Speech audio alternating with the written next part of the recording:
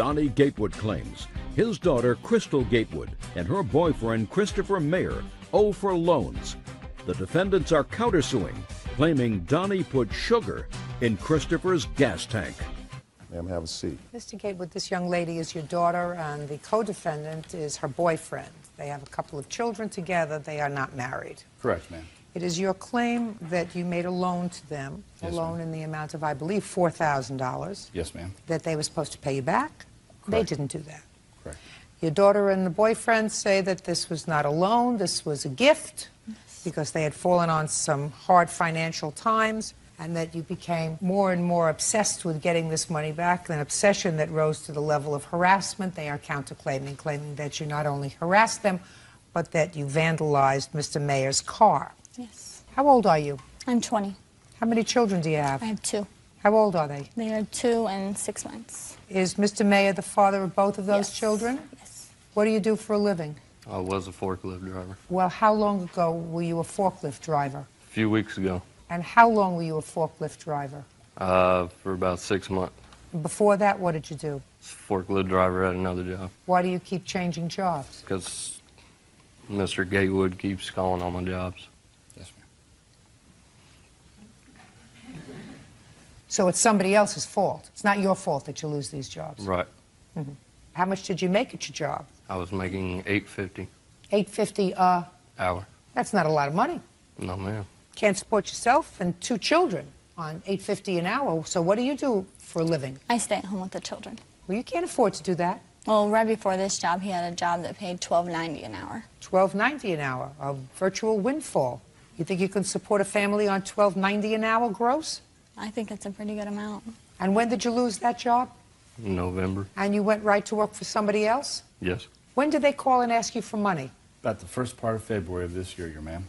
Now, if you were working in February, what did you need money for? Look, don't go like that. I don't know. If he's working as a forklift operator at a job that he can support a wife and 2 children, girlfriend, excuse me, why did you call your father for money? Pretty much he continued to lose every job right around 3 weeks. And each time the boss of the job would call and say, I'm sorry, we have to let you go, but there's a complaint that we got from a person calling in. And A boss doesn't fire him if he's doing a good job because some stranger calls that he doesn't know and says he's not doing a good job. That doesn't make sense, Miss Gatewood. Okay, so you called your father and said that you needed money. we actually called him and said, could we stay with you for a while until we got something saved up? So, Miss Gatewood, so you called the person who you thought was responsible for your husband, I keep saying that, I must be old-fashioned, for your boyfriend losing his jobs, job after job after job.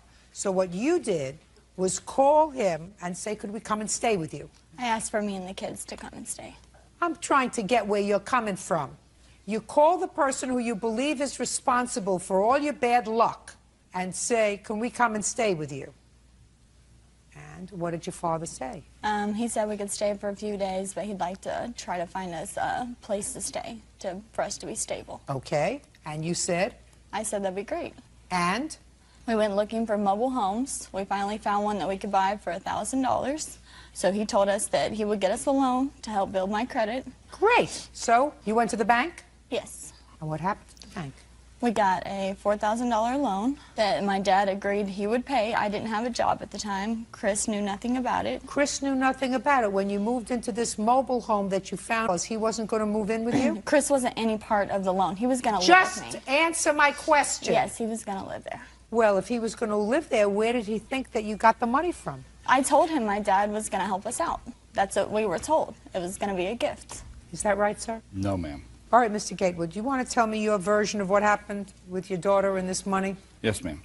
At approximately first part of February of this year, my daughter called me crying, saying that she was being evicted from her apartment. Said they had no money for gas, no money for food. It was snowing. They wanted to know if they could come with me. I said, you and the girls can. That young man can't hold a job. He's not welcome. I got off the phone. About 20 minutes later, I called my daughter back. She was upset. I said, I tell you what, I'm going to help you. It's going to be a loan. You got a tax return coming. You can pay me back part of it this year and part of it next year. At that time, that loan will establish your credit. It will also gain you new residency, which it did. We got a trailer for her, 14 by 70, 1974 trailer. Got our washer and dryer, got our couch, got our refrigerator, and... When you say you got her, did she go with you shopping? Yes, yes. We actually purchased a trailer. The washer and dryer came with it. The washer and dryer and the couch basically came with The refrigerator with the he trailer. got from work. Okay. For free. That's Now, correct. you took out, according to you, a $4,000 loan. The trailer was, according to your daughter, $1,000. What happened to the rest of the money? That's correct. We gave the actual person that we bought the trailer from $2,800 No, we For did what? not. for the trailer and all the belongings in the trailer, for the furnishings. You have proof of that? All I have is the loan, ma'am. Well, I'd have to know what happened with the money. Well, I gave her the cash to help. Look at me. I gave her cash so they could pay their car payment so they wouldn't lose their car. Okay. That's not how much, correct. How much money did your father give you? He gave us $1,000 for the mobile home, $500 paid for the washer, dryer, couch, and stove that came with it, and $500 towards lot rent and starting all our utilities up. So he actually gave you $2,000. Yes. Okay, go ahead. That's not true, Your Honor. We gave the gentleman $2,800, and the other $1,200 I gave to my daughter. I did not give it to him. I gave it to her in cash. Okay. Now, they're supposed to pay you back with their tax return, but something happened, Mr. Gatewood, according to your complaint, that irritated you. Your daughter said, according to you, she said she couldn't make the first payment. Correct. So you went to the bank and made the payment. That was $300 and some odd dollars. $375, yes, ma'am. Then what happened, sir? From that time, she basically asked for me to pay her lot rent as well. And I promptly went straight up there within the hour and paid her lot rent, How much was the lot rent? $300. What were you doing all this time? I was working. Why wasn't your rent being paid? Actually, he went up there himself and paid it off, and But then why gave her wasn't a your phone rent? call. Listen to me. He would not have known to pay the lot rent unless somebody told him that the lot rent hadn't been paid. Well, our deal I'm was... not asking you. Why hadn't you paid the lot rent? Because I haven't had my first check yet. So your lot rent was not paid. Your food was not paid. If you didn't have any money, so you were using the money, is that right, Mr. Maher, that he gave you? I never had money. Well, you were eating, weren't you? You weren't on life support. She has food stamps that she gets food from and everything. Why would she have food stamps? Because You we were. keep Okay. struggling. We're never getting Well, it. if you keep struggling, what'd you have another baby for? You think that that was going to make it easier? Okay. Did you get your tax return back? Yes. How much did you get? I think altogether about $4,500. And it didn't dawn on you to pay your father back for this loan? No, we were never told to pay him back. Well, you're here now. And he must have said something before you arrived here today. We were told it was a complete gift. You were told that by your father? Yes. So between February and March, when he came to the house and told you that he wanted some money, because that's what you say in your answer, you think he had a psychotic breakdown? My How dad many you goes- think he had a psychotic breakdown? I think he goes through different moments where one day he wants to be our friend and the next day he doesn't. That's not be your friend, and one day he doesn't want to be his friend until he grows up and accepts responsibility for making 2 children and holding down a job regularly. What I'm asking you is if your father comes and says, look, I took out a loan. I need you to pay me back part of it now and part of it next year, and you just got $4,500. Why you wouldn't do that? Why you wouldn't do that? It's your money. You're the one who works. She doesn't work. She gets food stamps. Every time they went to do something with whatever they were doing with the money or whatever, he came over and got her, and they left and did whatever they did. I stayed at home with the kids those times. Never knew anything, never signed Well, anything. Mr. Mayor, I don't believe that you never knew anything. I believe that he came and got Well, her. I and knew you where wanted they to were know- going, yeah. You knew what they were going. You knew what they were going for, right? Yes. It's just that Mr. Gatewood didn't want to deal with you. He doesn't approve of the fact that you made 2 children. You have his daughter living from hand to mouth. She's not helping herself, but certainly you're not stepping up to the plate and assuming the responsibility of a head of household. So he doesn't want to have anything to do with you until you grow up. I could understand that. So he takes his daughter. That doesn't mean you're a defendant, because I don't think that you made your arrangement with him. I think you made your arrangement with her. I made it with both of them, ma'am, and he knows that. No, no, no. Even you tell me that you didn't make the arrangement with him. You went to the bank with her. Not initially on the phone, ma'am, but when I went over to their trailer or to their apartment before I went to the bank, I told them that that's what was going to happen. I was going to go Just to the bank. because you told them that that was going to happen, sir, does not a contract make. Yes, ma'am. I understand that. That's a parent saying, this is what you're going to do. Sure. And unless you have somebody said, fine, offer, acceptance, then you don't have a contract. Yes, ma'am. So I think your agreement was with your daughter. And I don't believe her when she says it was an absolute gift. Otherwise, you wouldn't have come over to the house to try to get payment. He came over to the house because we quit talking to him. We just wanted nothing to do with him. He started... Well, why would you have nothing to do with him before he took out a loan for you as, according to you, a gift for $4,000? Because... According to you. Why would you want to all of a sudden have nothing to do with him? Because they all of a sudden wanted nothing to do with us. They didn't have us come over. My mom never came to see my daughters, nothing. You're talking about 2 weeks? You're talking about from February to March? Yeah, my mom would come over at least like twice a week and see them, and she just quit coming over, quit caring. Oh, you're just a victim.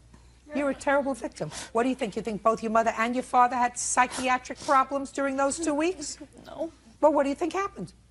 I don't know. I think they got money greedy and... Money? They got money greedy? Yes. I think we deserve that money because as many jobs as my dad has cost Chris. Miss Gatewood, if you believe the fact that your father caused Chris to lose his job, you better have a head adjustment. He may have convinced you of that, but the truth of the matter is, that's a lot of baloney.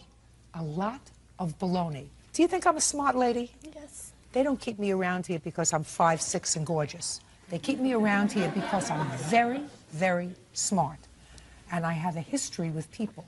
Things make sense or they don't make sense. Parents who are faced with the fact that their daughter has had 2 illegitimate children with a man who can't hold down a job, but who seems to be in love with him and seems to at least want to try to make a life with him, don't sabotage that by getting him fired from his job so that their daughter will be out in the cold with her 2 children. I believe it's a control thing. Like, he always wants to know where I am, everything. He's always tried to bring me back to his house. No, he's not. You called him and asked if you could come home, and he said you can come home for a while, but I'd much rather see you in your own place. He doesn't want you to come home with the 2 children. He doesn't want to be a parent to your 2 little children. And he doesn't want to be a grandparent either.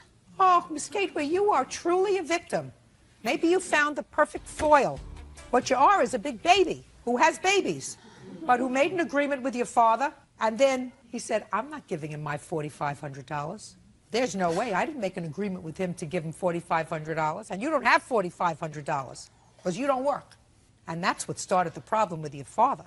Because if you believe that your father was the cause of all of your troubles, you have to be crazy to call him up and to say, can I come home with the girls? So you really didn't believe that because you could have called his parents and said, we're being evicted. You didn't call them. You called the terrible people who were sabotaging your life. Grow up, because your tears don't make it with me. I guarantee you, they shed more tears than you did. No. Bad people. They're really bad people. The fact that you picked somebody who can't hold a job and who can't accept the responsibility for children that he made, that's their fault too. He's there for his kid and he tries. Well, he shouldn't be there for his kids. He should be working. You're there for his kids. And you should be working too. And in addition to food stamps, as long as you're not married, which is one of the reasons you get food stamps, along with the food stamps, there are federal programs that give you free daycare. Put your kids in daycare and get a job.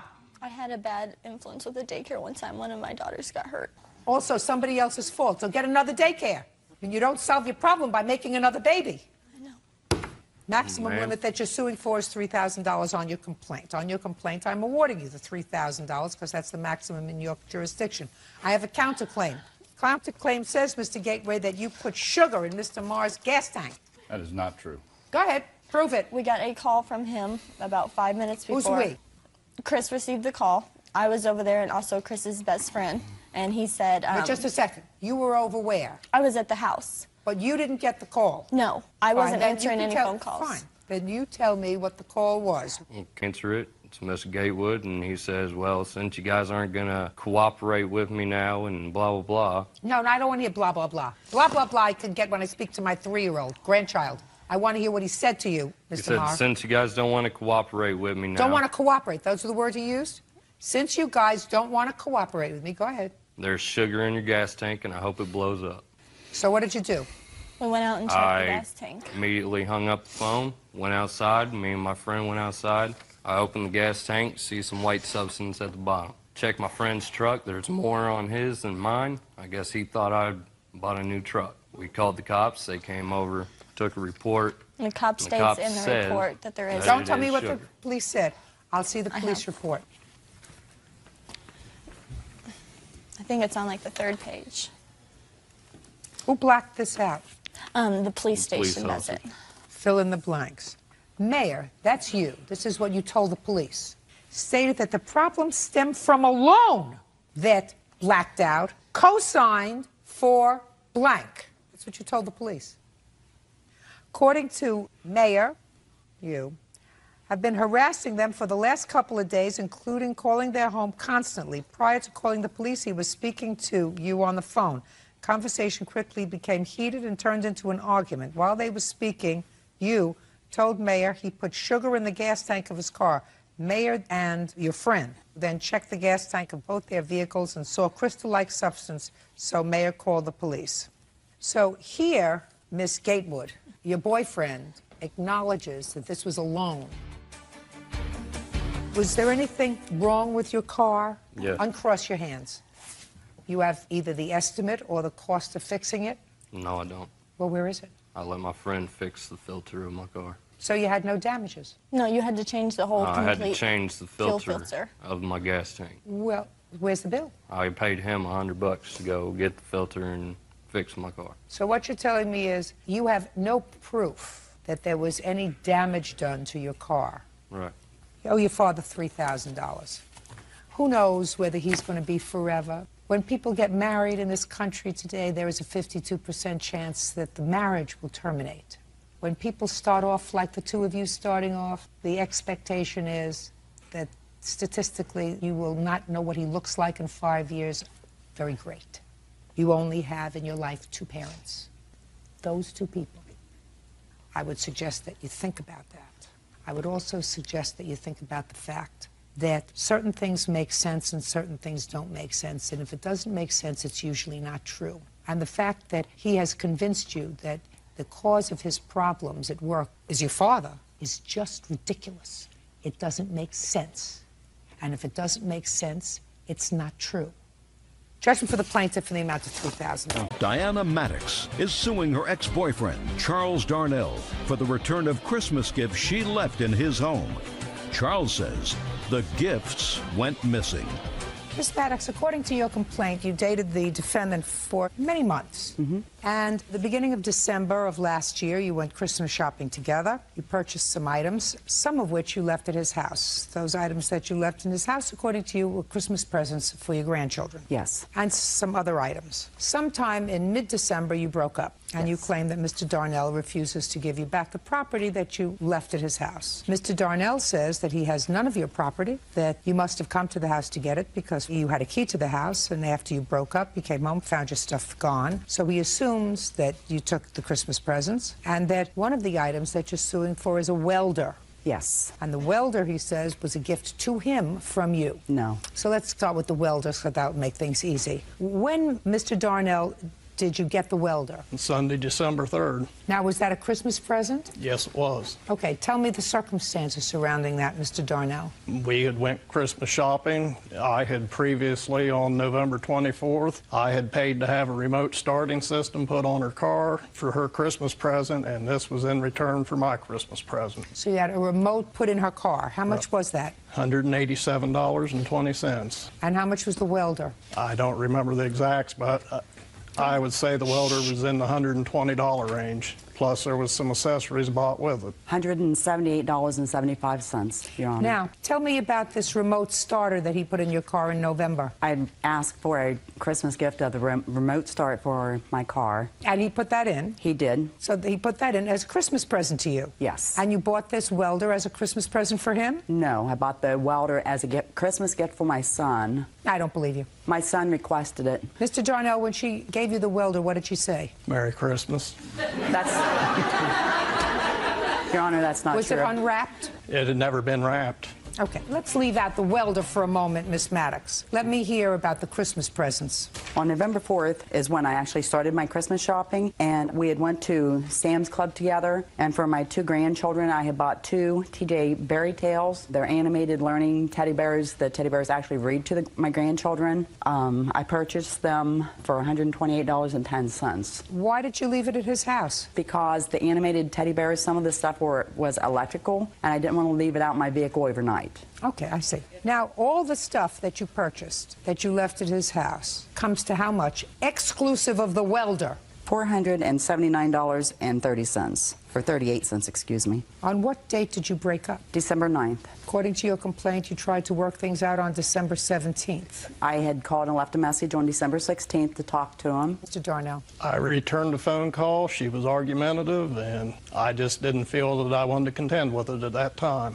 Or at all? Or at all. So you didn't see her on December 17th? No. What happened on December 9th, sir?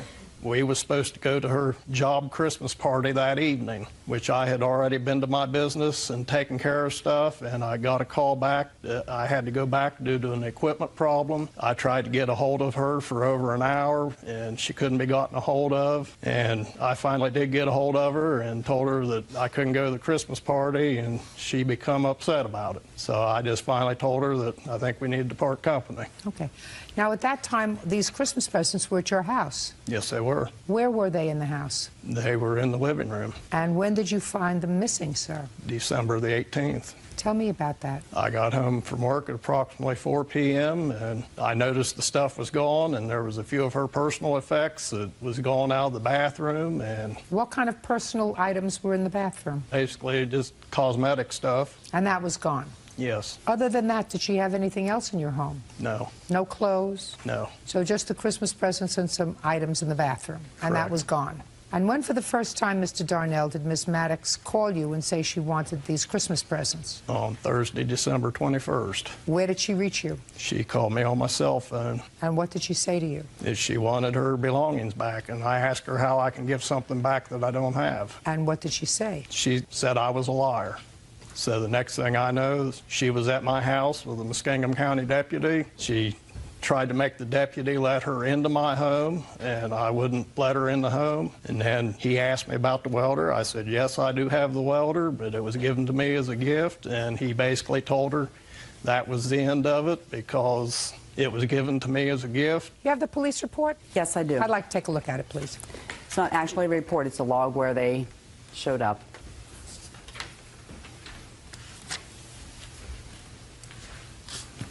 When you called the police, Miss Maddox, to accompany you, what did you tell them? I told them that I saw him loading things into his car, and I needed assistance to make sure that he didn't take off with the teddy bears. I thought it was the TJ Berry Tails. When did you see him putting things in the back of his car? On the 21st of December. I had called him, left him a message. He called me back, told me I would never get my belongings back. I had 3 CDs in my car. I didn't want. That was on the 21st? This is on the 21st. So I went to his house anyway. I handed him the CDs because I didn't want them. I said, could I please get my stuff? And he said, you'll never get your stuff. So I left. I went to some pawn shops. Hope maybe he had sold them. I could maybe buy them back for my Christmas presents. And they wasn't at the pawn shops. So there's a school behind his house, and for some reason, I pulled behind there, and I saw him loading 2 boxes into the back of his car. And I thought they were the TJ teddy bears. I really wanted them for my grandchildren. So I called the deputies to help me get them. Did they look in his car? No. They said it was property. That's why they didn't. Because at that point on me, I did not have the receipts.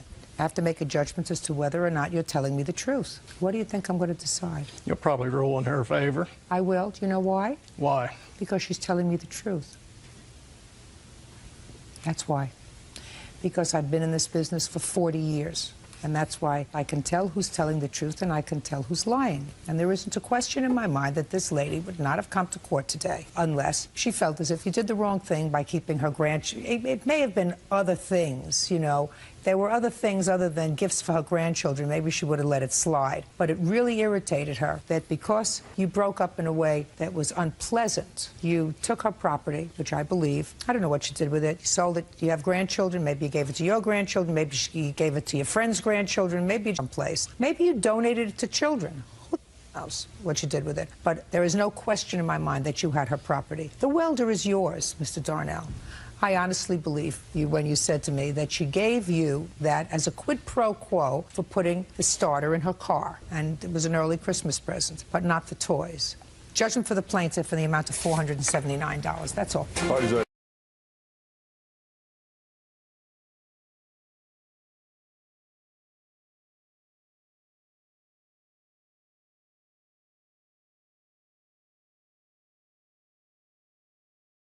Mark Horner claims former tenant Jacob Scott damaged his truck tub cover. Jacob is countersuing for the return of his bed and mountain bike. Mr. Horner, this sort of comes under the category of no good deed goes unpunished. Yes, ma'am. Is this your wife? Yes, ma'am. And? My daughter-in-law? You and your wife befriended Mr. Scott. He had been a friend of your son's? Correct. And at some point, you allowed him to move into your home. Yes. Where's your family? My parents live in Plainville, Massachusetts. I'm currently residing with them.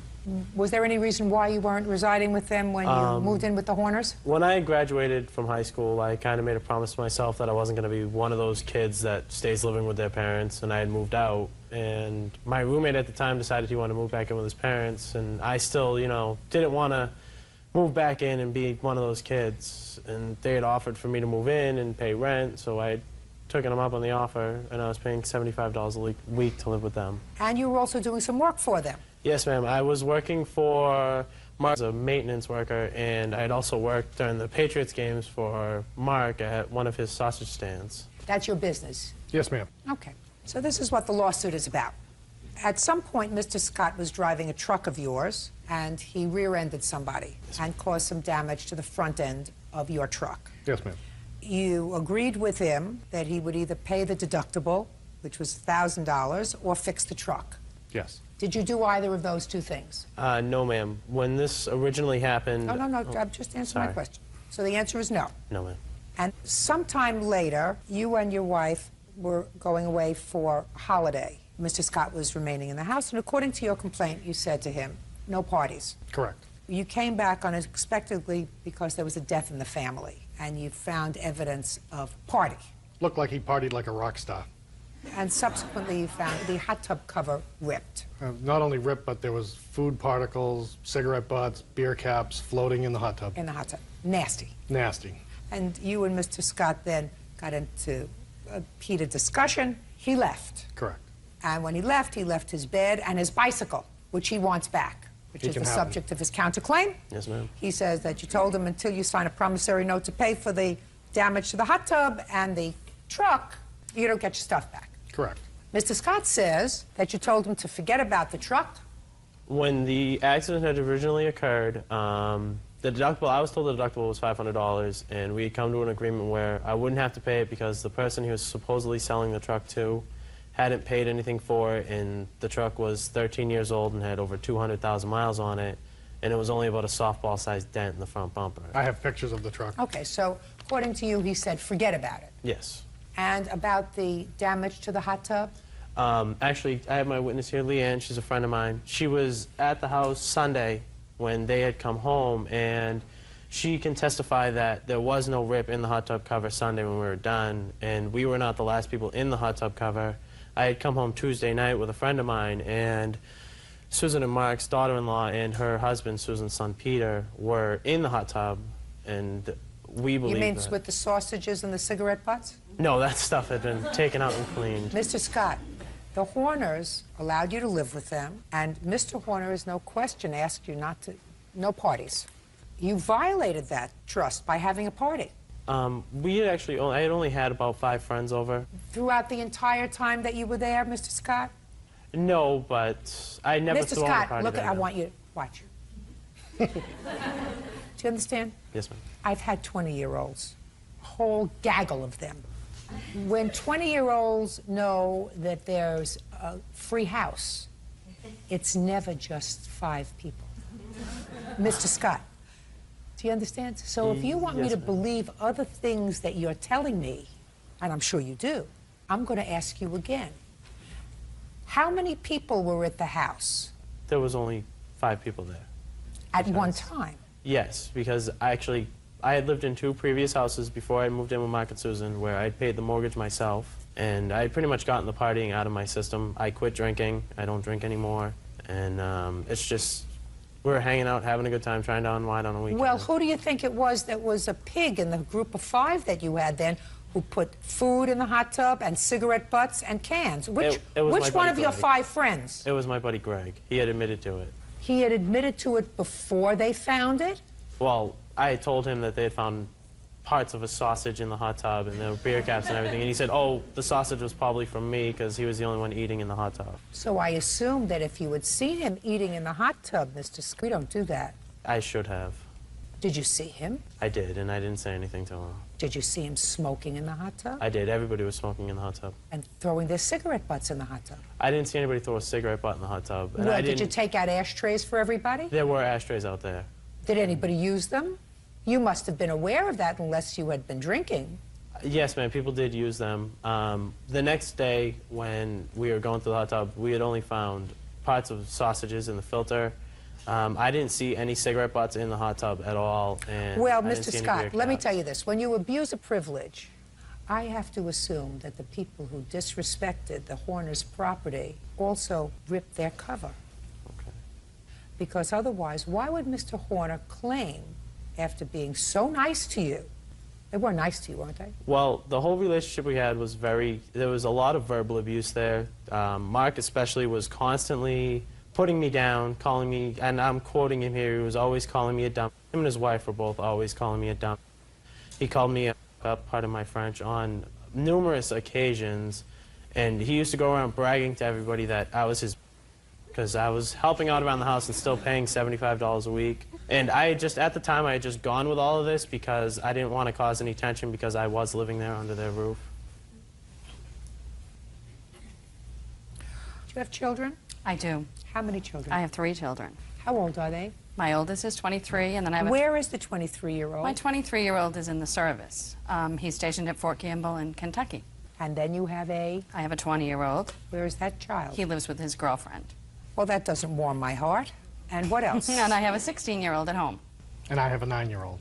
Who lives with? Her mother. Who you visit? Constantly. And support? Yes. Mr. Scott says that you called him a lot of vile names. Is that true? I definitely called him a dump. When did you do that? He got, I believe it was his 12th or 13th moving violation and lost his driver's license. So we particularly told him that he was a dump for that. He lost... Just a second.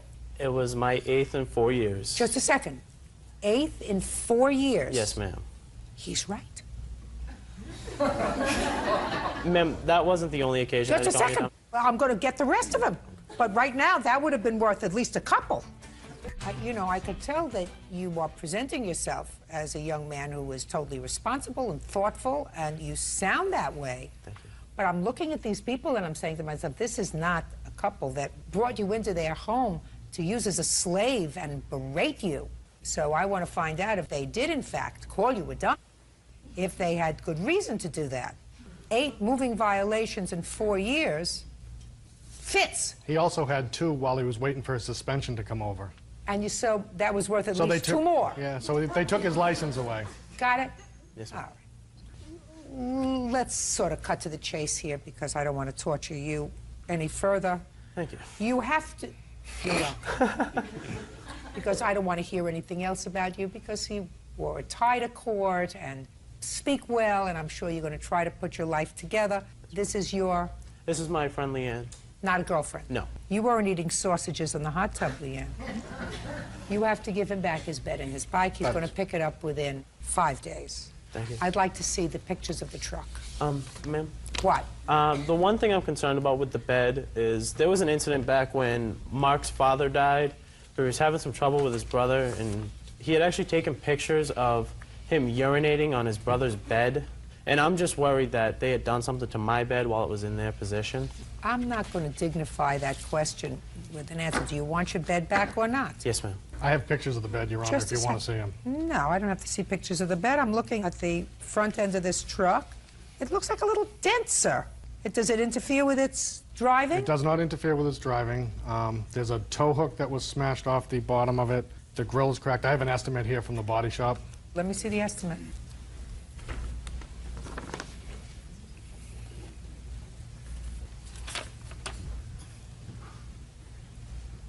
Okay. How much is a new hot tub cover, or how do you fix that? It wasn't, it had to be replaced. Here's the Okay. receipt. It was How much was it? It was $398 plus tax. He's responsible for the tax. How much was the tax? $420.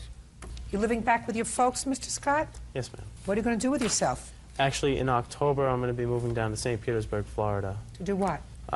For a change, I'm going to become a construction worker down there. That's what I do up here, but just to get away from New England and a new scenery. Where it's really. warm. Exactly. Who do you know in St. Petersburg? A friend of mine lives down there, so a close friend of mine. I grew up with her, so she's got an apartment down there. She's going to school down there, and You might want to try that, Mr. Scott. School is not terrible. I was thinking about it, but I work 7 days a week now. I love to work. Both my jobs, I landscape on the weekends, and I'm a construction worker on the weekdays. You have your driver's license back? No, ma'am, I do not. I actually get it back in 21 days. Try to hold on to it this time, please. Yes, Mr. ma'am. Scott. Get your bed back and your bike in 5 days. Judgment for the plaintiff on your claim for $1,420. Thank you. Good luck. Thank you. Parties are excused. You may step out. Christine Paget says ex-boyfriend Owen Plaster owes for the return of money paid toward his rent and bills. Owen is countersuing, claiming Christine vandalized his apartment. Ms. Paget, how long were you and Mr. Plaster involved in a relationship? About 8 years. And for what period of those 8 years did you live together? We lived together most of them, but because of our work, we traveled a lot. So a lot of times I was in New York, but we shared the house in Phoenix. Okay. When was the house in Phoenix purchased? 1997. And you were living together at the time? Yes.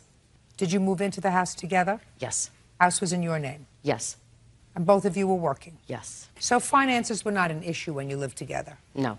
All right. This is your case, Ms. Paget. After this on-again, off-again relationship, it was on for 8 years and then it was off for a while. And then the two of you, according to what I read, tried to rekindle the relationship, and you had sold the house. Yes. And Mr. Plaster took an apartment. According to you, you didn't want to be bothered with paying half of the rent monthly, so that you prepaid the entire year of 14 months lease to Mr. Plaster so that you didn't have to be bothered. Exactly.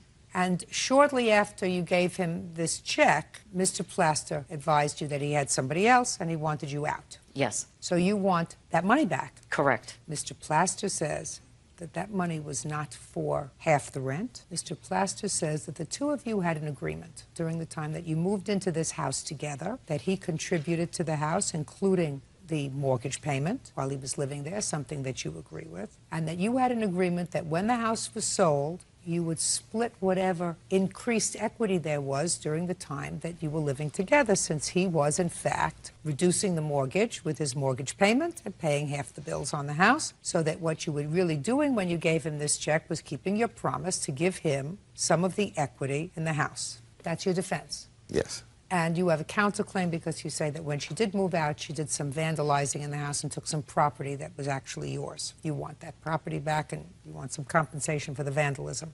In 1997, Ms. Paget, when you purchased the house, what did you purchase the house for? You remember the purchase? $108,000. And what did you sell it for? I sold it for $236,000. When did you sell it? October 2005. And when did you give Mr. Plaster this check for the rent? Well, actually, it was bank transfers from my bank account into his bank account. When we decided to rent this apartment, and just tell me, what date did you give him the check? I deposited money on 10/11 05 for $6,000, and then on 10/24 for another $1,000. Also in October of 2005. Is that correct? Yes. Now, I assume that when you lived together for these 8 years, you had some sort of a discussion about what was going to happen with the equity in the house. Absolutely. And what was the discussion? Exactly right, as you said. However, the important part of that story that was left out was that he moved out of the house in January 2005. Had he stayed with me till October 2005, I probably would have honored that agreement. But at the time when he moved out to move in with a friend of his, I asked him, because he was already living in another bedroom, and I had asked him to please stay on as a roommate, help me sell the house. I didn't have a job at the time. You know, you're putting me in dire straits if you move out. Stay with me. Let's get the house sold. Your daughter's getting married. We can take care of this. I said, if you leave, you're not getting nothing, because you're leaving me in dire straits, and I have to maintain the residence for 10 months until I sold it by myself with no job. I had to get roommates to help me, you know, organize. Well, I understand your problem, Ms. Paget. However, You cannot unilaterally change what you told me you had. You had a contract with Mr. Plaster that seems perfectly reasonable to me, that since the two of you had a financial arrangement where each of you was contributing to this household and reducing the mortgage, you were living together as a family, it is perfectly reasonable to have had the contract that you acknowledged that you had, that when and if the house was sold, you would give him, because he had been paying into the house, a portion of the profit from the house. Yes. Perfectly reasonable. Yes. Now, the fact that he decided to move out and you said to him, if you move out, I'm not going to honor that contract, doesn't mean that that happens. Unless he says, well, fine, I'm moving out anyway, and I agree that you don't have to honor the contract. But that's not what happened. That is what happened. No. No, that's not what you told me. No, that you is what told me. happened. Now listen to me. What you told me was you said to him, if you move out, right, I'm not going to honor our agreement. And he agreed. No, and you said he moved out anyway. Right. Well, that's not agreeing with you, madam. He just left. That's not saying I agree that you don't have to honor the contract. He just says, I'm leaving anyway. So while he does not have a counterclaim for that, I am finding that the money that you gave him was for the contract that you had with him for the 8 years that you lived together in this house that you sold, and that you sold for a substantial profit. You more than doubled your money. He paid down the mortgage, and he should be entitled to a portion of that. So, has he sued you on the contract that you had to give him half the profits of the house? No. Well, he should. Because it was agreed that we didn't. No. Listen to me. I don't believe that at all. And I'm telling you that if he doesn't sue you for half the profits on the house, consider yourself really lucky that I'm speaking. Consider yourself, Miss Paget, really lucky. Because if he sued you in a court where I was sitting, that had a much higher jurisdiction than the $5,000 I have, I would find that you had a contract with him that he fulfilled by contributing to the house for the 8 years that you lived together, and that you cannot unilaterally breach that contract because you didn't want him to leave and leave you in the lurch for 10 months. I might do something equitable, like cutting 10 months' worth of the mortgage payments out and carving that out of his share of the profits. But I'm telling you right now, for the $6,000 that you gave him, you got away with a bargain. I wouldn't complain. Now I'm going to hear your counterclaim. Go ahead. This is a case of a woman scorn. Listen, don't tell me what it's about, sir. Don't tell me what a case is about, sir. I'm asking you whether you have a legitimate counterclaim that you want me to hear, or whether you just want to forget it. Well, once I let her know that I was seeing someone else, she came to get her things, and I gave her a few days in the apartment to get her stuff out. And when I returned, I've got photographs of the vandalism. I'd like to see the photographs, Berg, please. And I've got lots of notes that were left and taped on the walls, just crazy things all over the place. Doors were written on, mirrors were written on, photographs stapled to the walls, photographs torn up, my guitars and other property just thrown everywhere. All of my things that were in boxes were dumped in bathtubs and in closet floors, along with half-eaten hamburgers and just She was trash. very angry. She was very angry. Are you still in that apartment? Yes. How much did it cost you to clean it up? It was very difficult to clean it up. My question was, I saw the picture, sir. How much did it cost you to clean up the apartment? Nothing. Just my own time. So it took you time. Show these photographs to the plaintiff, please. Mr. Plaster, just for my own information, sir, why did you allow Miss Paget to move her things into the apartment if you were seeing someone else? I started seeing someone else after her things were in the apartment. Not before? Correct. We moved into the apartment, but she moved to New Jersey, so she only stayed a few days in the apartment at all. Well, she was sort of hoping that things would work out between you, I assume, which is why she moved her things into the apartment. She didn't move into the apartment for storage purposes. Why'd you trash the apartment? Because he just didn't face me. And I just would like to say something about the mortgage. He did not contribute to the mortgage every month. Miss Paget, He didn't. Paget, I got the information from the two of you before I started to hear your case. And that was the two of you lived together peacefully for 8 years. You seem like an intelligent woman. You both worked. According to the both of you, each of you contributed to the running of the household, and that money was never an issue. And being an intelligent woman, myself, I have to assume that if he wasn't paying his fair share of the house, you wouldn't have kept him around for 8 years.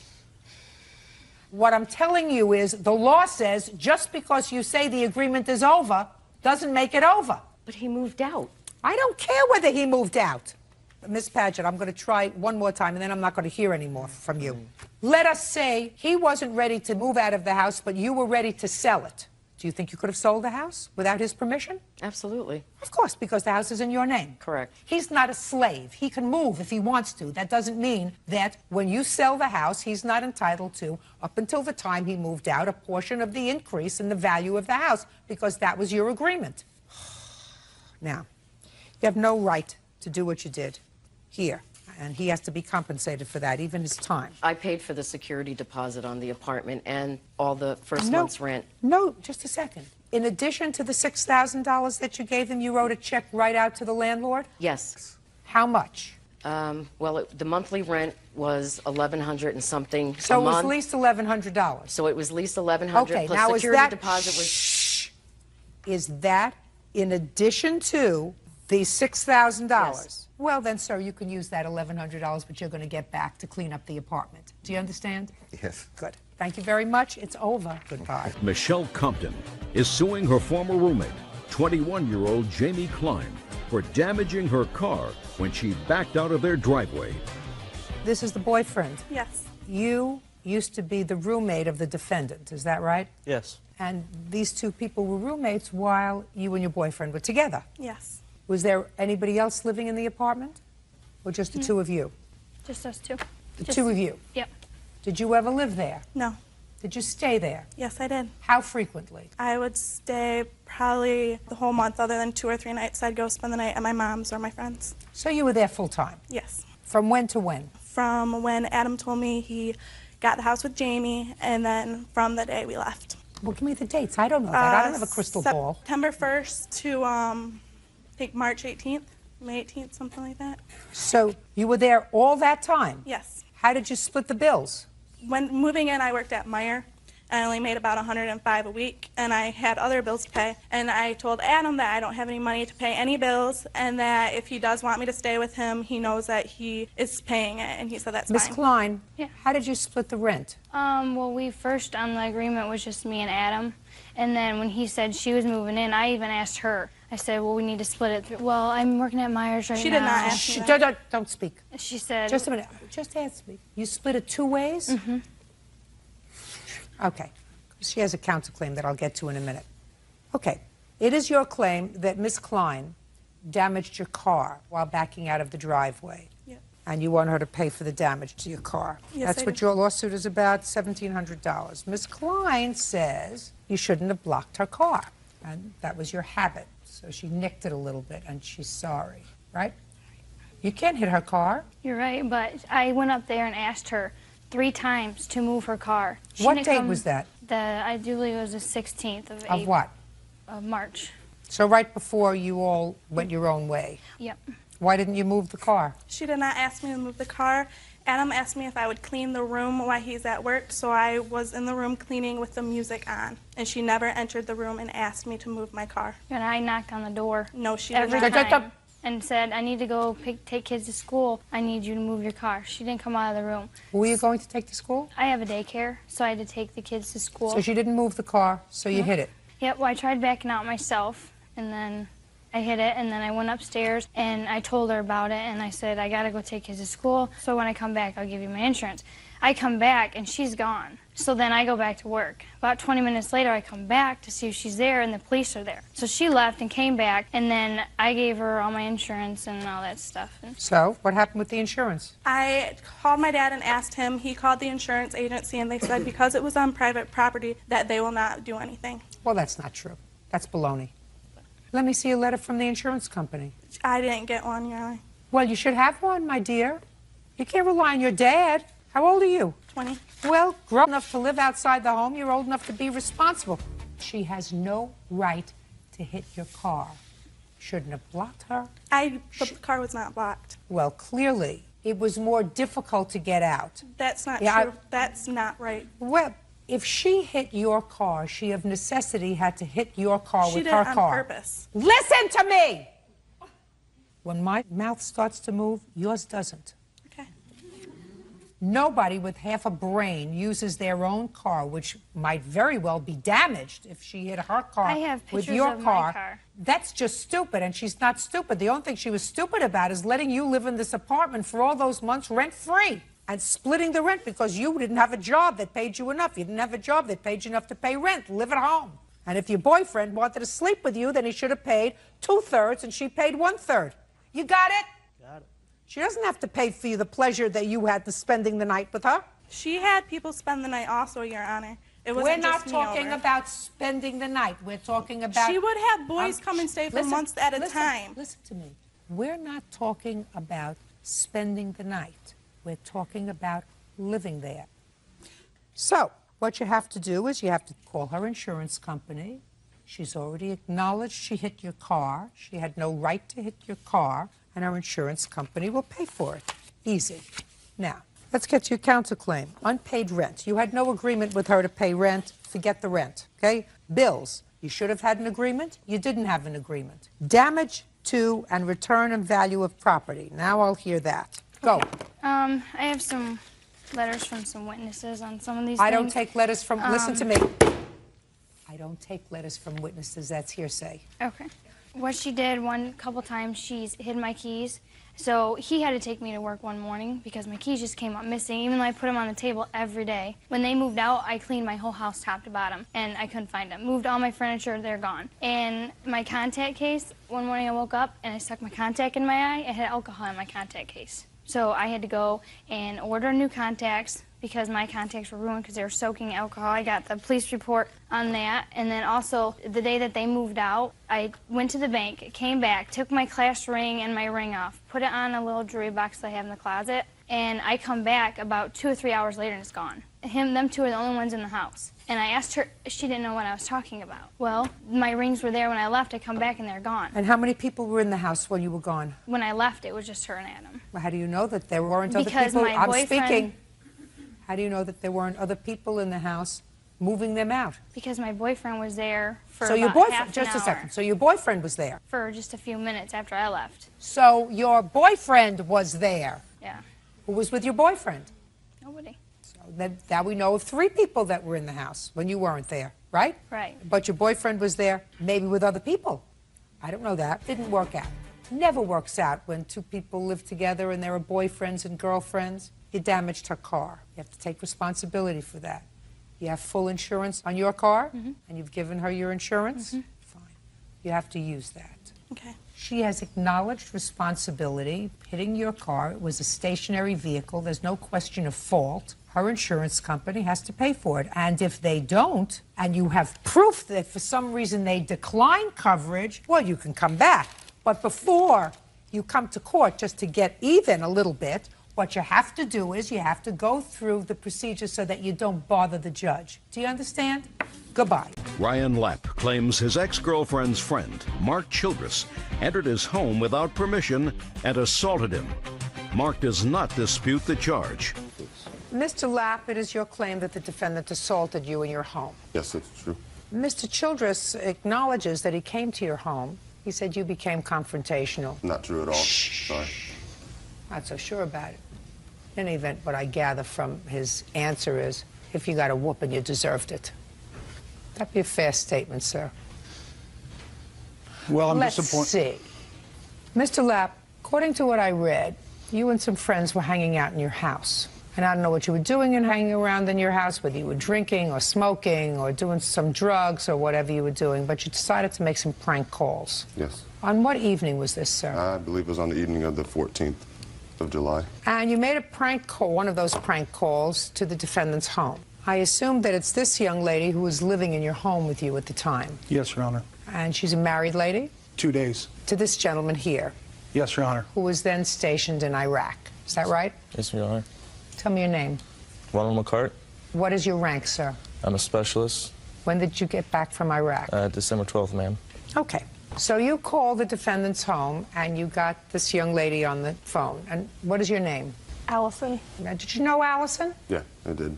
What had you been drinking, smoking, or snorting that night, Mr. Lapp? No snorting or smoking anything other than cigarettes, but we were drinking gin that night. And who was there? It was me, my witness Andrew, and my neighbor from across the way, and my girlfriend. What did you say to Allison when you prank called her, sir? Look at me. There was a lot of prank phone calls being made, but I mean, I was on one of them. And what I said... I want to know what was said when you called Allison. I can't remember exactly, but I did say something to you the don't effect. remember, so let's hear Allison. Allison, you remember July 14th? Yes, I do, Your Honor. Who called you? Mr. Lapp called my cell phone. How did he have your cell phone number, do you know? Ryan is a previous boyfriend of mine. Who's Ryan? Mr. Lapp. When did you stop seeing him? In March. March of '06? Mm-hmm. And when did you meet your husband? Okay, so he had your cell phone number. What did he say to you, Allison, when he called? He said that I hope that they shoot your desert rat boyfriend in the head and that they don't find his body so he can't be buried here. Not nice. No, definitely not. Shouldn't have ever even been said, and that was totally unright on my part. So, Allison, what did you do when you got that message? I was very upset. A lot of crying. Did you tell Mr. Childress? Yes. Okay. So what'd you do? I listened to the tape. Oh, she had it on tape. There was 16, 17 vulgar, sexually abusive, and just derogatory phone calls over a period of an hour and a half made to the house. Very explicit, very sexually demeaning. Why, Mr. Lapp? Like I said, I couldn't tell you why.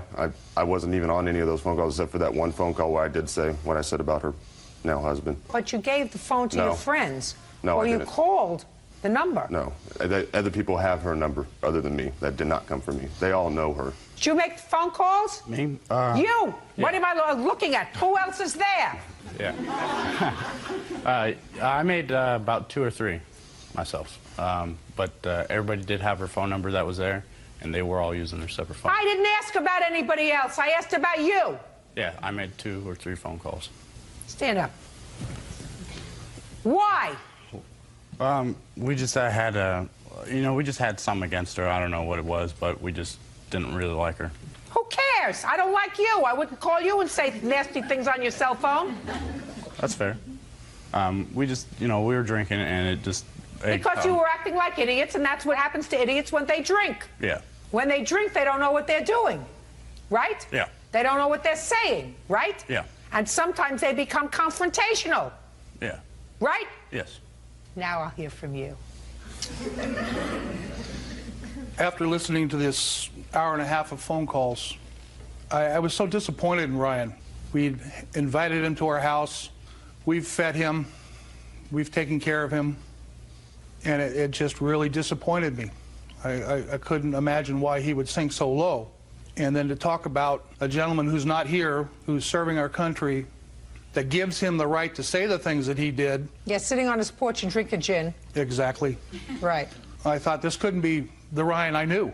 So you went over there to see if somebody else creeped into his skin. Well, my son-in-law lives in the same apartment that Ryan does. And we had an open door policy. They come to our house, we go to their house. So you went over there? I went over there and... Look at me, Mr. Childress. Wanted to see what was going on. So what happened when you got there?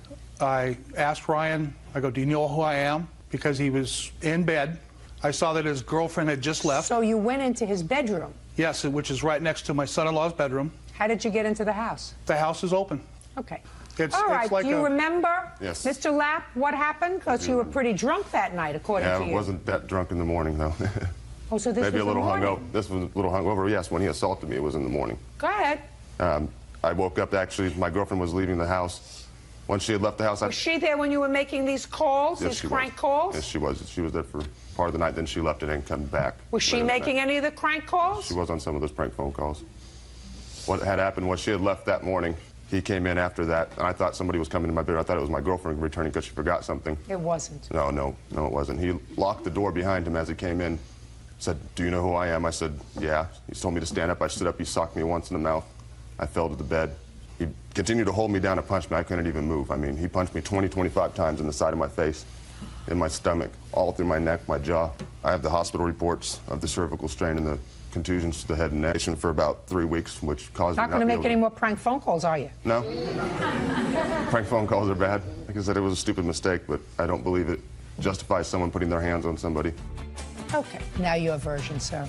I asked Ryan if he knew who I was, because I know he had been drinking the night before, and I asked him what was going on. And immediately he said, I didn't say anything, and flailed his arms up. I took a defensive posture and acted accordingly. I thought he was going to attack me, the way he had been talking on the phone. I don't buy that, Mr. Childress. I don't buy that. You went into his bedroom. That's correct. After that, he also proceeded to go out and try to assault him. It's not like he just came in there just to beat me up. I assume you called the police? Yes, I called the police right after it happened. And I He assume also the police, threatened me not to shh, do. quiet. Okay. And I assume the police came, and I assume you played them the recordings? Yes, Your Honor. And they did nothing? They failed to press charges against either one of us. Correct. Do you work, Mr. Lapp? Yes, I do. Who do you work for? Fry's Electronics in Sacramento. How long have you worked for them? I've worked there about 4 months now. You have medical insurance? No, I do not. Have you paid any of these bills? No, I have not. I don't have the funds to do so.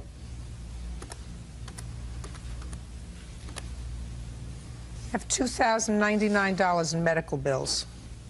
Yes. Do you have any photographs of your injuries? I did on a cell phone that's broken now, so there's no way to get those. How many times did you hit him, Mr. Childress? Probably between 10 and 12 times. More than that. Way more. Like, I was in the living room when this all happened because, like, you have, like, where I slept in the apartment, you have to walk past me to get to his room. And when he walked in there, he locked the door, and I heard a lot of, beating and screaming, him telling him to get off. But there was a lot more hits. You could hear Mark hitting Ryan. It was a lot more than 10 or 12. Mr. Lapp, on a sympathy scale of 1 to 10, you maybe you're a -1. You understand that? To me. You too.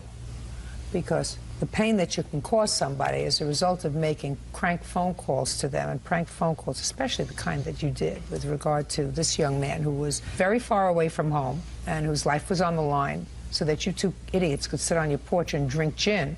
The things that you said about him are outrageous. And while I understand Mr. Childress's anger at you, the law doesn't give him the right to go over to your home and to assault you. There's no question that the police were so outraged at the phone calls that they winked at the assault. But quite frankly, I can't.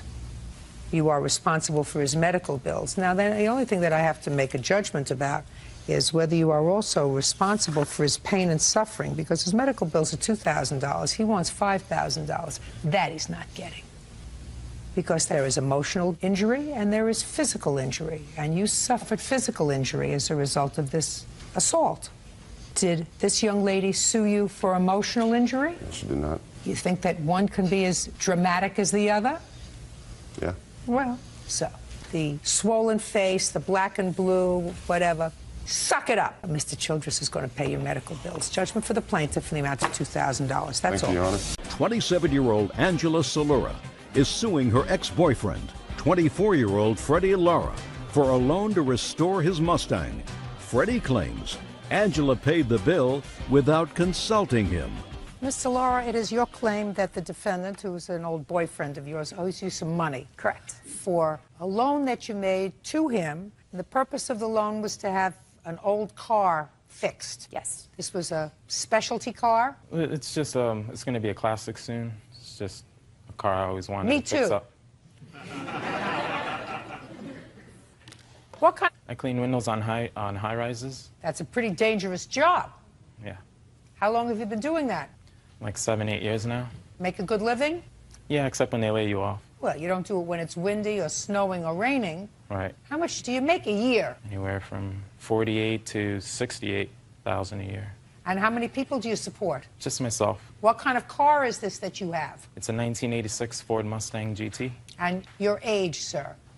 24 now. Got a lot of money in the bank? No, unfortunately. Do you own a home? No, I'm working on it. I'm renting an apartment for now. Well, you make a lot of money. What do you do with all your money? It's expensive to live in New York. You don't put any money away? No, I try. Not really. You need a good woman, sir, to help you out. You also have a claim for harassment. It is your claim that he's been making harassing phone calls to you, and it's because you believe it's because you confronted his now girlfriend and told her that he was still involved with you. She did not know about the payments. She never knew. He began dating her a week after we broke up, and she just found out about our involvement beginning of January How of did this she year. find out? She found a text message in his phone. Is that right, sir? Yes, sir, because she was harassing. She was harassing for what? Yeah, she was mad about the breakup, so She she couldn't mad leave about me the alone. breakup, or did she ask you for money? She was harassing me about everything. Was money involved? Yes. These are not hard questions, sir. Now, tell me about this loan. We were dating for about a year, and within that time, he needed some major repair work done on the car. It was a car that both of us were using for transportation, or rather him. I don't drive. I don't have a license. So he was driving you around? Yes. I used to live with him, and where we live, you cannot get around unless you have a car. How long did you live together? About 9 months. Where were you living at the time? In your apartment? Staying with my mom at the time. So how were you living together? She Where did allowed- you live together? In his bedroom. At his mother's house? In his mother's house. Just a second. In his mother's house. So neither one of you were paying any rent? I did I tried to give them money as much as I could. Don't tell me tried. I'm not interested in your trying. So you weren't paying any rent? And you weren't paying any rent? We were, when we could. Well, sir, if you make $50,000 a year, it seems to me you could help out with your own rent. What does your mother do for a living? She's a stay-at-home mom. Well, how does she support herself? Her boyfriend. And she had the two of you living there. Yes, correct. Tell me about the loan. He needed some major repair work done on the car. The car was not running, and he asked if he could use my credit card because I don't have any money except for my credit card, and he told me he would pay me back. So I lent him the credit card, and within that time, he was making payments to me weekly. To you or to the credit card? He was giving them to me, and I was paying the credit card because the credit card was in my name. How much was he giving you? Anywhere from $100 to $200 a week. Tell me when you actually put the bill on your credit card. What was the date? Between June and July, 7 transactions were put on the credit card in the amount of about $5,000. I'd like to see it. Sure. Who had physical possession of the credit card? I did. So how would this money be placed on the credit card? A few times I went with him to use the credit card, and there were a few times where I just gave him the card. And I never used the credit card, Your Honor, with the exception of maybe 1 or 2 times. It was all of the car repairs. Who has the car now? It's his car. He has it.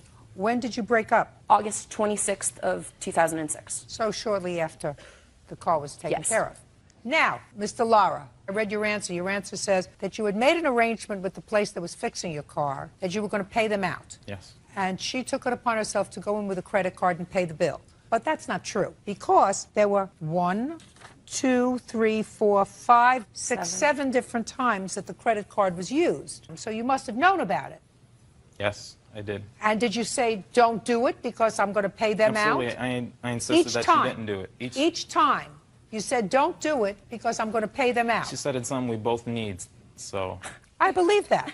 No, I believe that. Listen to me, Mr. Lara. I believe that she said to you, listen, I use the car, because she did use the car.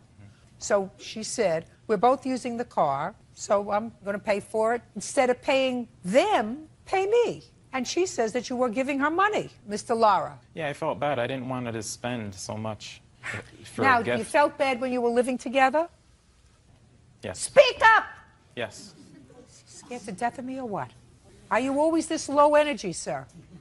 Yes. It's very hard to get excited with you, Mr. Lara.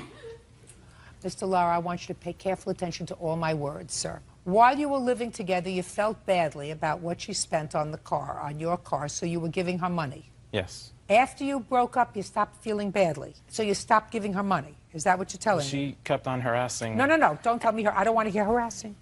I want to hear while you were living together and using the car together. Listen, I want you to follow the logic of this. You were paying her while you were together and using the car together, right? Yes. After you broke up with her and started to see your new girlfriend and she wasn't using the car anymore with you, you didn't feel badly anymore, so you stopped giving her money. Well, I didn't want it to interfere with my relationship. She kept harassing me because things with her, who she was trying to get with, wasn't going well, so I think she's suing me because of the I don't breakup. give a rat's behind what you think. I asked you a very simple question, and you understand my question, because I don't think there's total vacancy between your ears, sir. While you were together and both using it, you paid her for laying out the money. When you were no longer together and she wasn't using the car, you stopped paying her. That's what you're telling me. That's objective, not what you thought, what you felt. That's what happened. Doesn't that sound stupid to you? No, because it was a gift. Mr. Lara, I know that you have this word gift in your mind, but what you did in paying her belies the fact that it was a gift, sir. You paid her for the credit card. Hundreds and hundreds of dollars, according to her, because she's only suing you for what she claims is the balance, which is $3,400. And the total was close to $5,000 to fix the car. So you paid her a lot of money to pay down the credit card. Do you understand, sir? Yes. Was he more exciting when you were together? He had his moments. Few and far between. He has a problem with confrontation, Your Honor. He has a problem with confrontation? Yes. Oh, and I love confrontation. That's why we don't get along. Judgment for the plaintiff in the amount of $3,400. That's all. Thank you. Thank you, Your Honor. 24-year-old Brandy Evans is suing Kathleen Fry and her ex-boyfriend, Patrick Leach, for damage to her car. Brandy claims Patrick was riding his bike when he crashed into her parked vehicle. Ms. Fry, are you the neighbor of the plaintiff? And not of the plaintiff, of the plaintiff's witness. And this is your boyfriend? Ex-boyfriend, yes. How long has he been your ex-boyfriend? Since about last November. And how long was he your boyfriend? About 18 years. That took you a long time to decide he wasn't the right one. Sometimes. Huh? Sometimes you don't think. Was there any particular reason why you terminated the relationship? We just weren't getting along anymore. Did he drink a little bit? No, he never drank. Never? Before we started going out, he drank, but he never drank during our relationship. Now, you were riding a bicycle. Yes, ma'am. With your girlfriend. Yes, ma'am. Where had you been riding? We usually rode 10 to 15 miles a night, just around our neighborhood and just around our block and so on and so forth. And at what time of the evening did you return to the house? It was probably between 8 and 8:30 in the evening. So it was dark? Yes, ma'am. Do you always ride at night? Yes, we did. It was have mostly lights at on night. your bikes? No, we don't. Are you supposed to? Yes, we are. Probably. Probably, yeah. Do you wear a helmet? Yes, I do. For what? Safety reasons, in case somebody pulls out in front of me and Right. Right. That's why you have lights on bikes if you're going to be riding at night. And so tell me what happened, Mr. Leach. Our street was very dark. It has no street lights. I was pedaling, and her car is the color of night. It blended in, and it was parked, if I could show you on the diagram, it was parked probably a little farther back, but it was, to me, it was illegally parked. And it was on a corner. I was pedaling, and I looked up, and next thing you know, under the tree, next thing you know, I hit the front end of the car. Okay, so Mr. Leach, we are talking now about certain things that you can do nothing about, because as night follows day, that's science. And in science, it's going to get dark outside. So when you're driving a vehicle, what they do is when a vehicle is operating, they put lights on the car so that you can see where you're going after night falls, right? So it's not the night's fault that you hit the car. Oh. Now, cars can be painted in many colors. It's not the car's fault that it was painted the color of night, right? Correct. Correct. So it can't be the car's fault that it was that color. Now, how long do you think this big tree has been living on the corner? I couldn't tell you. 10 years? Since before he moved in. Yeah. The tree didn't move, right? Correct. So it can't be the tree's fault that you hit her car. And the last thing that you said was her car, you believe, was parked illegally. True. But the car didn't move. Correct. There was only one thing that was moving. Mr. Leach, that would be you. I totally agree. Now, Miss Evans, tell me, you were awakened to the alarm going off in your car? No, we were watching a movie. I was over at my friend's house. And what It was happened? around 11 p.m., and I heard my alarm going off. So the And alarm we- did go off as a result of being hit? Yes. So I walked out, and they weren't near my car. They were walking away from my car. And I walked down and looked at my fog light, and my fog light was broken on the ground. And I walked back up halfway to the driveway, and that's when Kathy stopped me. Had you known her before that evening? No. So you never met her before? No. She walked up to you and said? And said, we were riding our bikes, and my boyfriend hit your car.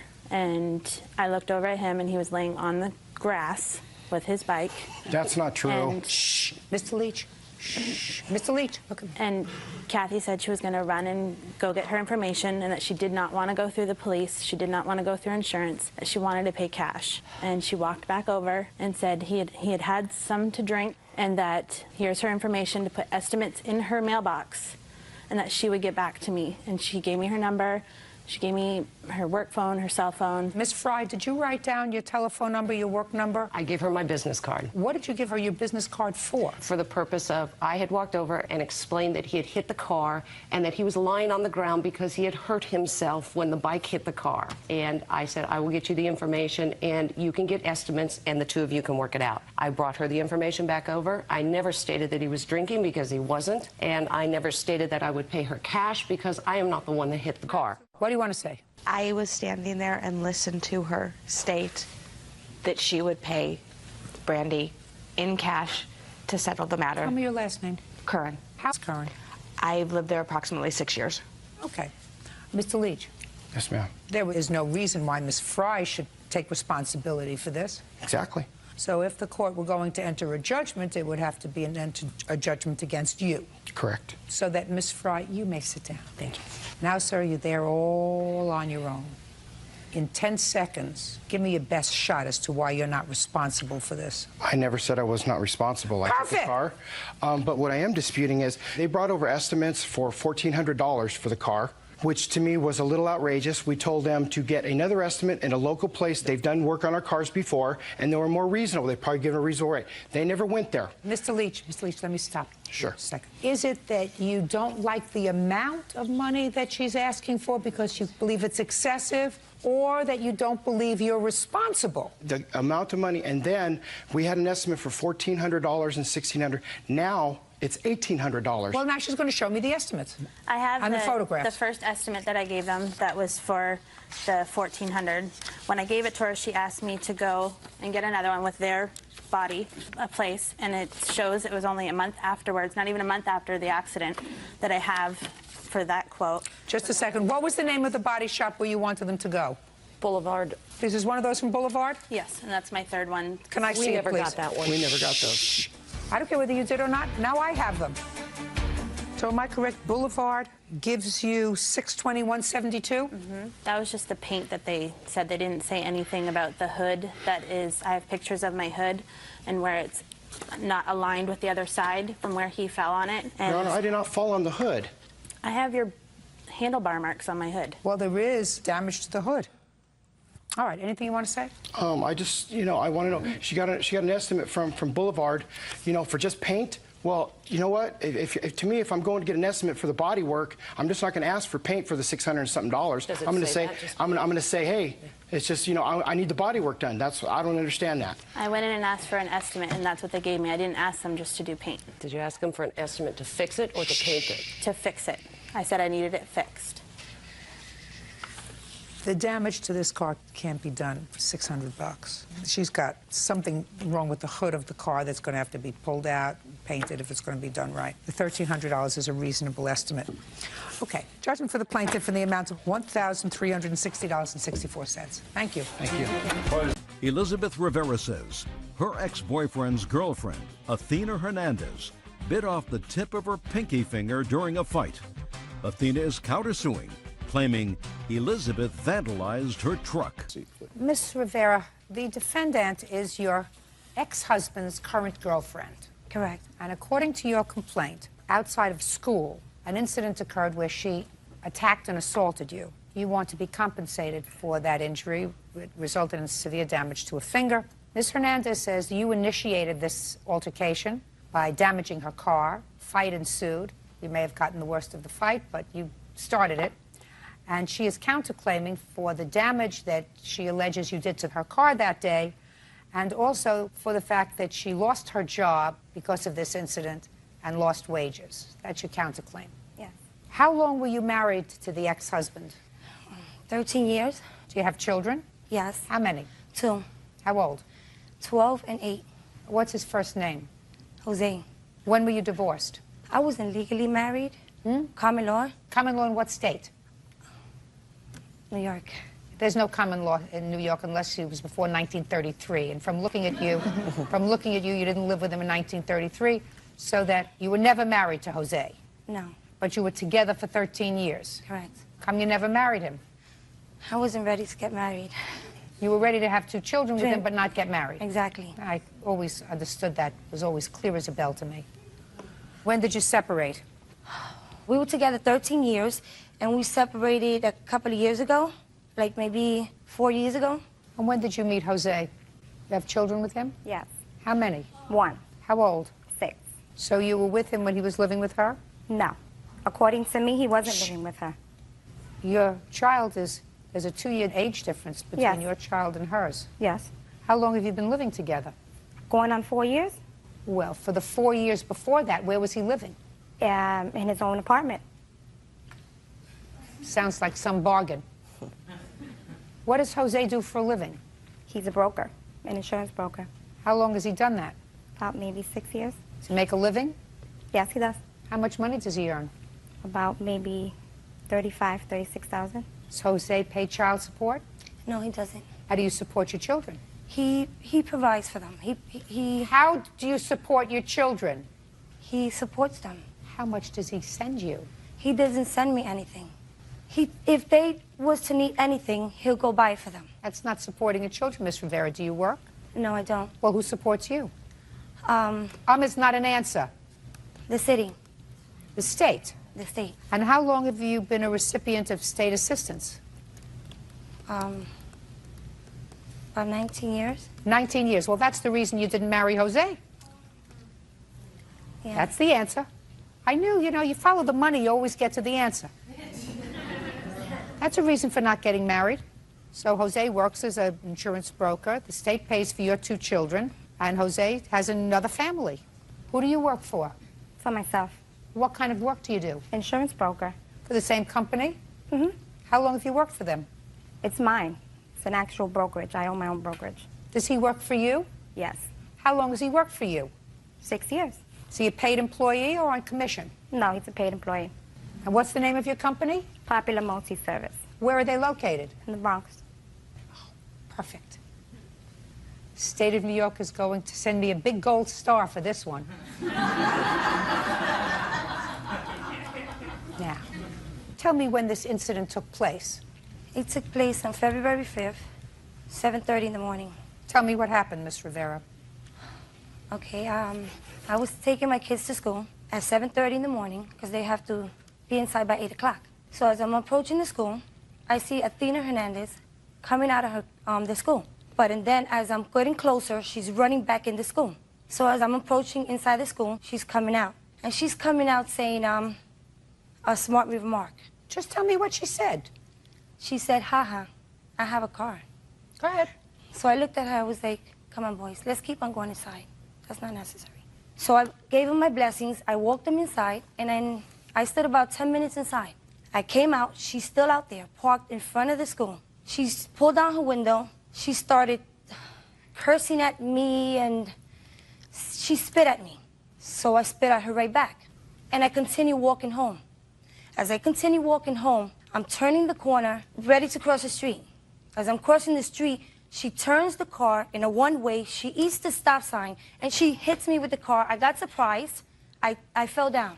So as I'm getting up, she rushes out the car and she starts attacking me. So I'm trying to defend myself. So I'm trying to unzip my coat to put my hands up. So I finally took off my coat and she kept on attacking me, and then she snatched my coat, ran back in the car. So at that moment I was like, help, help, somebody, can I have a cell phone to call 911? I need to call 911. I'm being attacked. Somebody finally let me call. So I'm like, help, help, help, please come. I'm being assaulted over here. So I see her rushing back out. She's like, calling your son? Who are you calling, huh? When I see her coming out, I pick up the stick to start her to see if the cops come. And I'm taking off my boots. And I'm like, leave it alone, leave it alone, leave me alone. You're taking off your boots? Yeah, because I had some boots up to my knees, and they were high, and they were tight, and I kept on falling. So to have my balance and protect myself, and I'm like, leave me alone already, leave me alone. The cops are coming, leave me alone. She was like, no. She smacks the stick out of my hand, and she attacks me. And I feel somebody else behind me push me against the gate, and she just kept on hitting me, boom, boom, boom, boom, boom. And I kept on defending myself, and she bit my finger. And she said, ha, ha, look at your finger on the floor, and that's when the cops came. And I was just It hurted so much. It was unbelievable. So it was the tip of your pinky finger that she bit off? Yes. All right, Ms. Hernandez, tell me your version of the events. Okay. My child and her 2 children attend the same school. This is not the first time that we see each other. But every time we see each other, she has something to say, whether it's indirect, under her breath, whatever. Usually I just let it go, you know, give her a, smirk, whatever. This morning... Let me stop you just for a second, just for my own information. Are you nice to Jose? Yeah. Are you nice to Jose? Yes. Because you said nice things about him before. You said if the kids need anything, he gets it for them. And I assume that you're still living with him, that you think he's a nice guy. Correct. And I assume you don't like her. I don't have anything against her. I assume you're not crazy about her because I believe that there is this underlying current of animus, anger, that the two of you have, and you're not crazy about her. Is that right? That's correct. And that I don't understand. You see, you look like 2 relatively normal women. Jose's the bad guy, not you. He was 2-timing you. He was 2-timing you. There's no question in my mind. So you all make up with Jose and fight with each other. 2 women fighting with each other when the bad guy is off doing what he's doing, maybe with somebody. Never can tell. That's his history. That just is so foolish to me. And you're not the first 2 women that I've seen do this kind of ridiculous fighting over some worthless piece of trash guy who doesn't support his children, lets the state do it, lived a lie for at least 4 years. Why do you look puzzled, madam? Because according to what I know, the state supports her. State supports the children unless he provides support through the court. The state supports her children. That's why she didn't marry him, or that's why he didn't marry her. They had a little extra cash. He's not going to have that extra cash anymore because they're going to attach his salary, which you just swore under oath that you paid him the last 6 years. They're going to go back and take it out for 6 years' worth of money. Let's move on with February 5th at 7:30 in the morning. I'm getting out of my vehicle, dropping off my daughter. I run into school. It was freezing that day. As I'm leaving the school, she's entering the school with her 2 children. She tells her oldest son, I'm just effing showing off. I look at her, I said, you know what, why don't you just take your kids into school and shut up? I don't have effing time for this. I'm going towards my truck. Nice talk in front of the children. I go towards my truck. Both of you, as a matter of fact. Because I absolutely believe that that happened. First of all, I go towards my truck. She puts her kids through, there's 1 door, 2nd door, leaves them in there, runs back out, starts taking off her coat, telling me, I've been dying to kick your for the last 8 years. Get out of the truck. I'm in the truck, and I'm laughing at her while she's taking off her clothes. Mind you, it's 8 degrees outside. Now she starts kicking my passenger door, gets in front of my truck, bangs on the hood. I'm honking the horn for her to get out of the way. I can't drive fast because there's parents dropping off their children, and we're in front of a school and they have speed bumps. If not, I would have went around and kept going. Couldn't do that. I went up, moved up a little, she moved over, right? As I'm going towards, there was a stop sign. Just a minute, you have a big business? It's a small business, not that big. In case somebody has to reach you at your business when you're out with your child, how do they do that? My cell phone. Which works? Which I didn't have. I don't believe that. You don't walk out of the house in 8-degree weather in a car without your cell phone. Your Honor, I didn't even have a bra on.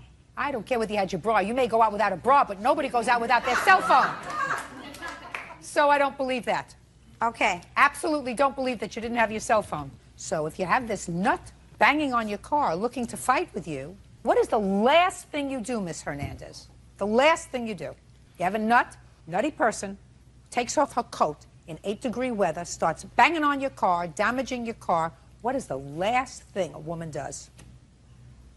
Gets out of the car.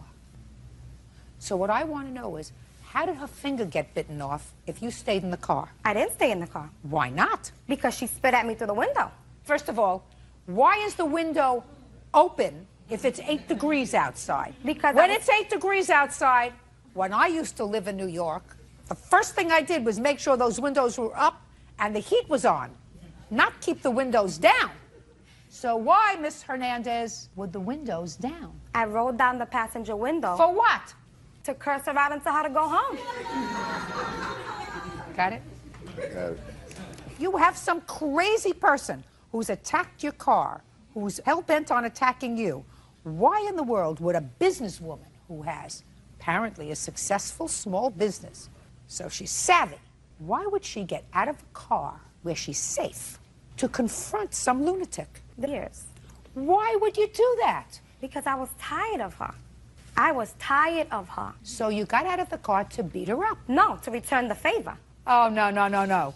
No, no, no. Don't believe that for a minute. Not for a second. I believe you got out of the car to beat her up. That's what you did. You got out of the car to beat her up. And Miss Rivera, there isn't a question in my mind that you attacked her car. Not a question in my mind that the situation happened exactly the way you told me it happened, with a few minor changes, that she beat you up because she was furious. And there isn't a question in my mind that she banged on your car before you got out of the car and beat her up. Now, who is this, by the way? This is my son. He's been supporting me through my pain and suffering. You wouldn't have had any pain and suffering if you hadn't started to rail on her car. Your Honor, this has been going on for a long time. Miss Rivera, I'm not interested in a long time. She's been sending me letters through the mail and harassing me and everything. Were you arrested? Many years ago. Arrested for this case? Oh, yes. Correct. Were you arrested? Yes. For this case? Yes. And what happened when you went to court on this case, Miss Rivera? Because you were arrested, I assume, for either vandalism or harassment. What happened with that case? They just gave me a fine of $95. They were going to give me a misdemeanor, but they saw that... Don't tell me what they saw. You must have pled guilty if you had to pay a fine. Yes, I did. What did you plead guilty to? To, vandalizing. Right. There you go. That's exactly what I surmised happened. You vandalized her car, and you pled guilty to that in a criminal proceeding. They didn't tell me it was for her vehicle. They just said it's for the... For vandalizing. What did you think you were vandalizing? The snow? Well, vandalizing her she car. can't prove that I did anything. Miss Rivera, you pled guilty in a criminal proceeding. Finished. It's over. Now, Miss Hernandez, you were arrested for assault. Yes, that's correct. And what happened with that case? Were you found guilty? Yeah. For assaulting her? Yes. Oh, this case is over. Wish I would have known that before we started. You have to pay for her injuries because you pled guilty to assaulting her. She didn't pay for medical bills. The state did. No, no, no. I'm not giving her a dime for her medical bills because she don't have any medical bills. But you assaulted her. She has to be compensated for that. And you have to pay for her truck because you started it. Why would I have to pay if she don't have no evidence I did anything to her? Oh, yes, she does. Because you pled guilty to vandalizing her truck. Now, you have pictures of the truck? No, I have an estimate. I'd like to take a look at it. And is that the finger that she bit? Yes, and I have the estimate of my finger, too. I don't need an estimate for your finger. You have Medicaid, is that correct? Yes, I do. But Medicaid doesn't pay to fix my finger. Nothing you I can have do to estimate There on is that. absolutely nothing you can do to fix your finger. Absolutely nothing. They cannot reattach it anymore. Yes, they could. I have it here. What they're going to do to it and everything. Listen to me. Not at this stage of the game. Now, you have any other children other than these two children? I have one more, which is Jose. That's it? 3 boys, yes. His father is not Jose. No. How old are you? 20. What do you do for a living? I'm a sales associate at Macy's on 34th Street. And I go to college, John Jay. Perfect. You get along with Jose? Somewhat. Smart. On your claim, Miss Rivera, I am awarding you for pain and suffering $1,500. I would have ordered more, except you precipitated this attack by vandalizing her car. But she also... I'm speaking. I'm ruling now. I heard you.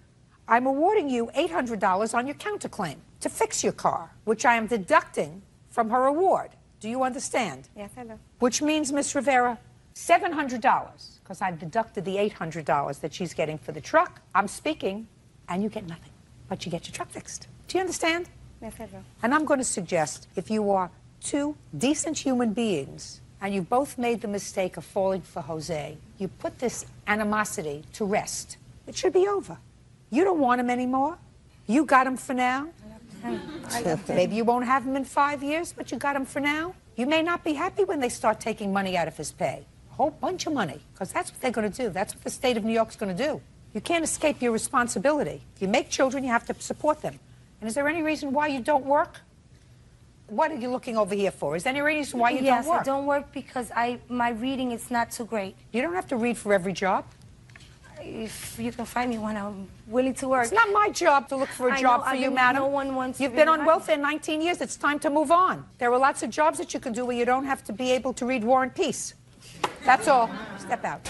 Jonathan Pasquinelli says former live-in girlfriend Laura Weathers owes for rent and bills while he was deployed in Iraq.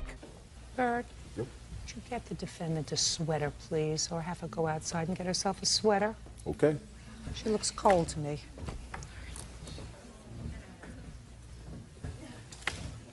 We'll be with you in a moment, sir.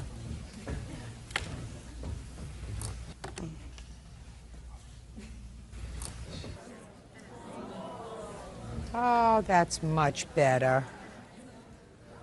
Much, much better. Mr. Pasquinelli, according to your complaint, you and Miss Weathers lived together for a period of time. You rented an apartment together, you were splitting the bills. And then you were deployed to the Gulf. Yes. And it was your arrangement with the defendant that she was going to stay in the apartment, that you would continue to pay half the rent, and she would pay half the rent, and she would pay all the utilities since she was living in the apartment. Yes. You returned from the Gulf and found that she had not paid the rent, that the utilities were never paid, and according to you, she owes you a bundle of money. Yes. The defendant says that she only lived in the apartment for 5 months after you left, and you agreed to cover her rent because she was a little short, and in addition, she never received the utility bills. They went directly to your parents' house. That's your defense? That's correct. All right. When did you move into the apartment together, Miss Withers? November. What was your financial agreement? That we would split the rent and the utilities while he was How much was away. your share of the rent? $675. Is that correct, sir? No, it was actually $575. And how long did you pay the $575? Up through January, February. Through January. When were you deployed to the Gulf, sir? January 17. Now, what about the utilities? Did you pay half of the utilities up until he went away? I did. Is that correct, sir? Yes, she did. Now, how did your agreement change, Miss Weathers, when he left for the Gulf and he was no longer living there? I actually ended up getting a DUI because my truck broke. I had a tire. It was a brand new truck, and he had said that while I was paying my $3,000 lawyer and all my fines and my truck, that I wouldn't have to pay and that we would do it. I would get it back just to look you at me. eventually. And what? That it was until I was able to. I could just pay what I could. Was there a full sentence there someplace that I didn't hear? I don't know how to break it down exactly. Try speaking in a full sentence, you know, with a beginning and a middle and an end and a start and a finish. I would just pay what I could when I could. There you go. That wasn't hard, was it? It was fine. So how much did you pay? $300. When did you deposit $300? February. Show me. I know he has his bank statement he can prove. I even called his mother to get his bank information. Well, if you called his mother to get his bank information, that means that what you were doing is you were paying the entire rent out of his bank account. Is that right? Oh, before he left, he gave them checks in full. Really? Yes, Your Honor.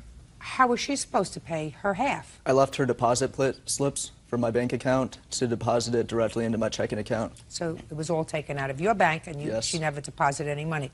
She says in February she deposited $300. I'm just curious. Do you have any indication of that? I don't, but I will deposit that money. So your agreement now, according to you, now that we got a full sentence, Ms. Withers, was that when you could, you would pay him back. That's correct. After the $300, when did you start paying him back? I didn't. Why? Because we were talking, and it was just pretty much that whenever I could pay it, I would, and at the time, I couldn't. So eventually, you know, we would just come out in the end. I have an email. There's a sentence there. It's coming. There's a sentence there. I know it's coming. It's coming. I have an email. There's the sentence from him. I have an email. That's perfect. 4 words sounds just about right. So, just basically him saying that he knows that I can't pay it, and eventually we will get through it. Well, that's pretty much what you said. I don't know what was awesome. Something was awesome before we got to the rent. Oh, we did thousands of emails, so the headlines were a little wacky. Oh, I see. And he does indicate here, I know you are trying and doing what you can, and I know you'll get me when you can. So what are you doing now, Miss Withers? Now I don't understand. What are you doing now? In regard to paying him back, In regard to your life, what are you doing? I'm an accountant. An accountant, that's a good thing. So you deal in numbers. Correct. And who do you work for? I was working for Quintera. Right now I'm in between. How are you supporting yourself again? Well, unemployment. Who is this? This is Anthony. Anthony. I assume Anthony has a last name? Palazzo. And what does Anthony do? He's also an accountant. He's my boyfriend. Do you live together? Correct. So now you're paying the bills? Yes. Not like that at all. This is... Just a second. Good for you. That's not the case. Don't make it look like that, because that's not the case. Looks like the case to me. Looks like he went overseas. I'm sure it wasn't easy over there, and he's expecting you to do the right thing. Instead of doing the right thing, you got yourself drunk. You had an accident with your car. It's not his fault that you had to pay $3,000 in lawyers and fines and everything else that you had to pay because of your own irresponsible behavior while he was away. And so my question is, when do you expect to start paying him back? He expected you to pay him back. Actually, before he did this, I'd set it up where I would be paying him $300 a month. And he was okay with it. And the next thing I know, I'm getting this in the mail. Right after we had had a phone conversation, I had given him $100 just for that week because he had come back. What did she say when she gave you the $100? She didn't deliver it to me, her boyfriend did. And what did he say? He didn't really say much. Stand up. Anthony. Yes. What did you say when you delivered the $100? I was just the carrier. I was just dropping it off, gave him All right, $100. good. So you had a conversation with Miss Withers. Is that right? Correct. And what did Miss Withers tell you about the $100? She said that she owed him $100, drop it off after work. And on my way home from work, I just dropped it off, didn't have any conversation. Anthony. Yes. If my girlfriend with whom I was living, or my boyfriend with whom I was living, said to me, here, take $100 to my ex-boyfriend, I owe it to him, I would ask, what for? Unless you're a drone and just do things as you're told. No, I knew she owed him money. Okay. Now, But what did she you... couldn't Stop afford it, though. speaking. Okay. You knew she owed him money. Yes. Is that because she told you she owed him money? Yes. She owed him. She did not tell me exact amount. What did she tell him she owed the money for? She didn't tell me either. I just And knew. you didn't ask? I didn't ask. You are some inquisitive guy. Thanks. Thanks. You're only interested in the important things, right? That's correct. Oh, that's right. I'm not going there. Anthony, what do you do for a living, sir? You're an accountant? I'm actually a financial advisor. So you're not a dummy, right? No, I am not. If my girlfriend said to me, I owe my ex-boyfriend money, you would say, what do you owe money for, honey? How much do you owe him? Did you have a payment schedule? What are you going to do? Those are the questions that a normal person would ask. Now, you, Anthony, look like a relatively normal person. Yeah. So don't play games with me, sir.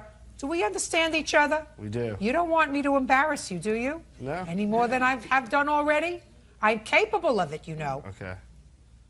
Now, when did you have a discussion with her about how much and what she owed him the money for? We really never discussed how much she owed.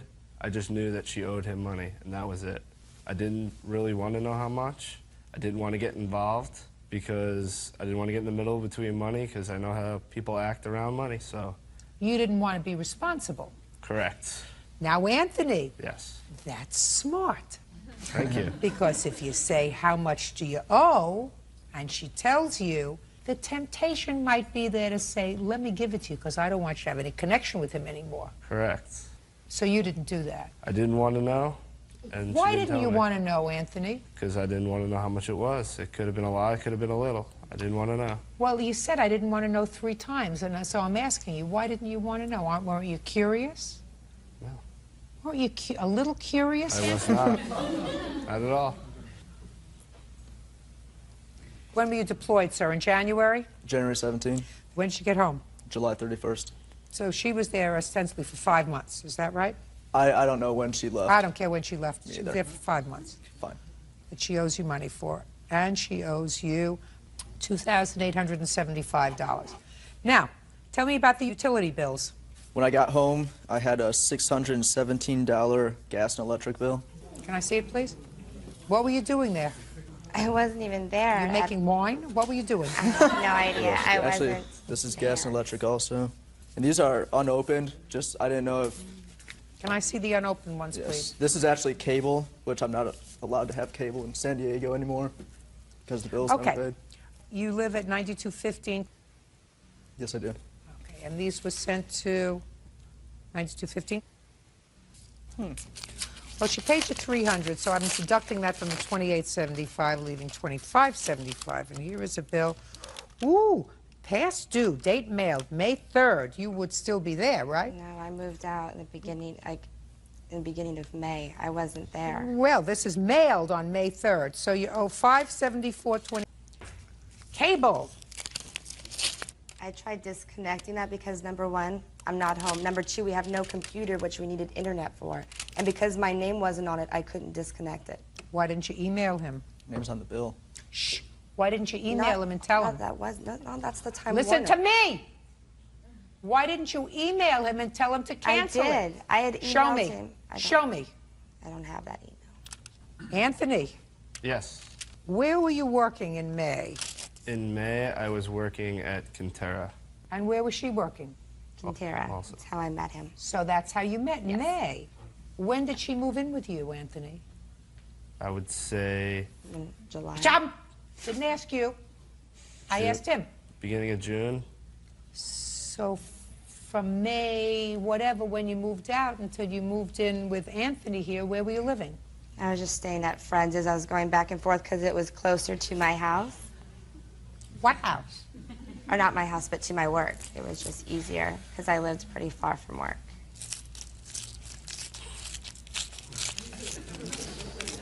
Ever been married, Anthony? No. Don't do this one. You getting the drift? I do. You do get, I know that you get it, Anthony. I'm looking at your eyes. She went wine tasting and forgot to pay the bill in February. I didn't go wine Listen. tasting. You told Sir, shh, listen to me. Very there was carefully. a $69 late payment on that bill. $3,688. Sounds good to me. Very good. And say, who is this young lady? This is my sister. Very nice young lady, very nice. Thank you. Say, thank you. I got home safely, right? Yes. I didn't make any big mistakes over there, and I didn't make any big mistakes over here. Got it? Got it.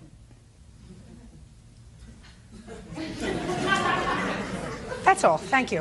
Parties are excused. Frances Garcia is suing her mother, Joan LeGrand, for the unpaid interest on a loan. Frances says her mother has a gambling problem. Miss Garcia, Miss LeGrand is your mother. Yes. And some time ago you made a loan to her, a loan which she acknowledges. It's a loan for, I think, $1,500. Is that right? Yes. And she paid you back the loan. No, not fully. How much does she owe on the loan? The loan itself, it's $100 or $200. You said 100 or 200. Well, this is a court. Be specific. Does she owe you 100 or 200? Let me check here, so I can be specific. 100 difference. It was a $1,500 loan. She paid you back $1,400. Mhm. What did you need the money for, Miss LeGrand? Well, Your Honor, I had some court-ordered debt that it needed to be paid to Sacramento, and to me, that was a very urgent matter and needed to be taken care of, and that's why I got the loan from her to pay them. Do you agree that you owe her the $100 on the original loan?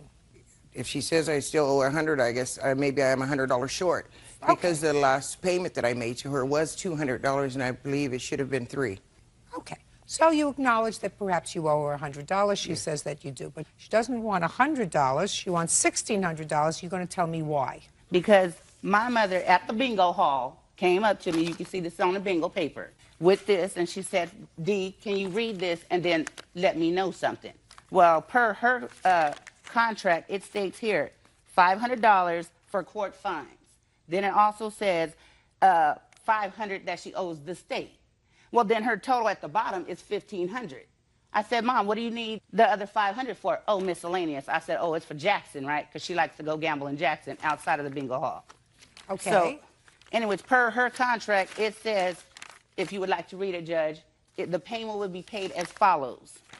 It's here starting May the 3rd, 200. Just a second. She acknowledges she owes you $100 on the original $1,500 loan. Yes. But you want $1,600. Yes, because that's why I loaned her the money. She agreed to pay me $3,000 back. So she agreed to pay you double the loan, 100% interest. Is that right?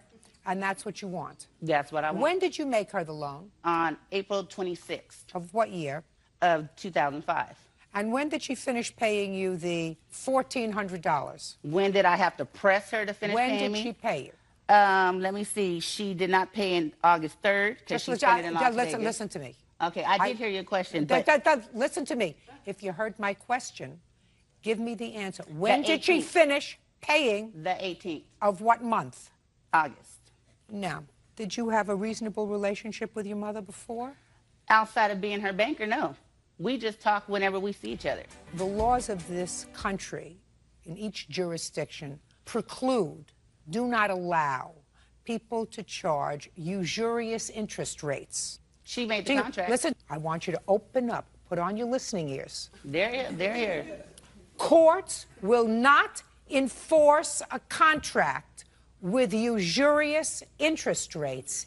They're against the law. Okay, fine. Well, good. Then she owes you $100. I don't feel that's correct because even if you use a credit card to get the money, there are 22.99% interest. And? So what's the difference? She's not paying me any interest. I didn't loan it to her just as a gift. Let me tell you what the law says, just so that you're aware of it. Please enlighten me. I'm going to enlighten you, and I'm going to do it quickly because I have other fish to fry today. The law says that if you make a contract that's against the law, and it is against the law to charge too much interest, then the courts will not enforce that contract with any interest. Oh, it's nice to know the law. Good. Now you know it. Judgment for the plaintiff in the amount of $100, which you acknowledge you owe her. That's all. Ann Gribben claims professional singer Porter Singletary stopped performing halfway through her son's birthday party. Porter claims he was rattled by one of the guests. Miss Gribben, you hired the defendant, who is a singer, to sing at your son's birthday party. Yes. You gave him a deposit of $250. You want that deposit back because you claim that he came to the party and left after performing 3 songs. Correct. Mr. Singletary says that he came to the party, he was ready to continue with his part of the contract, but you had at least one unruly guest who wouldn't stop heckling him, and you did not take care of your guest. So that's his defense. Yes. How much were you supposed to pay him for the evening? $450 for 4 hours. And when did you hire him? I'm not exactly sure of the date. I do have a letter that I did write him enclosed with my check. Okay. What date is on the letter? July 17th. And when was the party? 18th of August. How far do you live from the Gribben home, sir? Oh, 15 minutes. And tell me what happened when you got there. I brought my equipment in. What equipment did you bring? Sound equipment, PA equipment. And you set up? And I set up. What time did you arrive, sir? I got there at about 10 minutes to 7. You would do there at 7? I was supposed to start at 7:30. Okay, great. And I actually started at 7:20 because there were guests there. Okay, keep going. So I started singing at about 7:20, doing everything basically that they've always heard me sing in the past at other events. It was about 8:10, still singing. They informed me that the sun was going to arrive. When the sun was to arrive, I was to stop the music and we're going to sing happy birthday to him. So we went ahead and we stopped the music. He came in at about 8:20.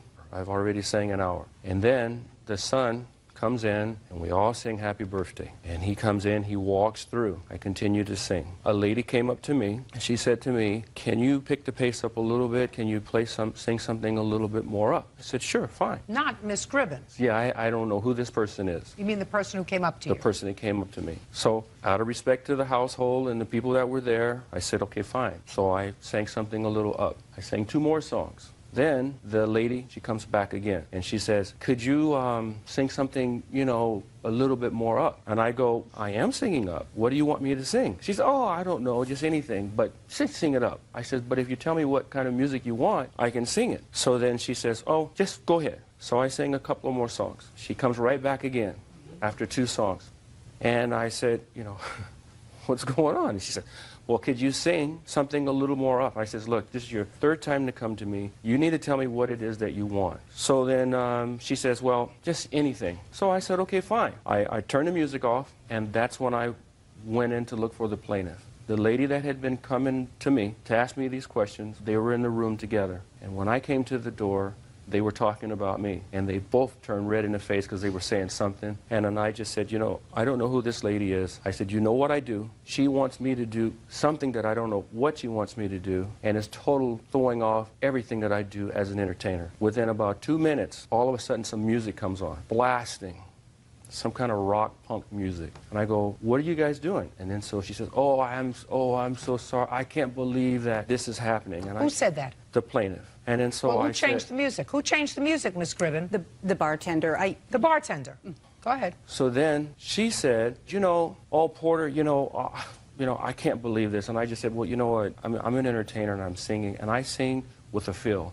And when you change the mood of the show, it throws everything completely off. And this music, and the kids are just bouncing their head around, and you know, they're into this music. So they're into music. Up to this music. Okay. You left because of this disagreement that you had with her son's fiancée. Well, whomever this lady was. That was the son's fiancée. Yes. It was the son's fiancée, the girlfriend, yes. Girlfriend. Girlfriend, fiancée. Now I'll hear you. Okay, I remember it a little differently.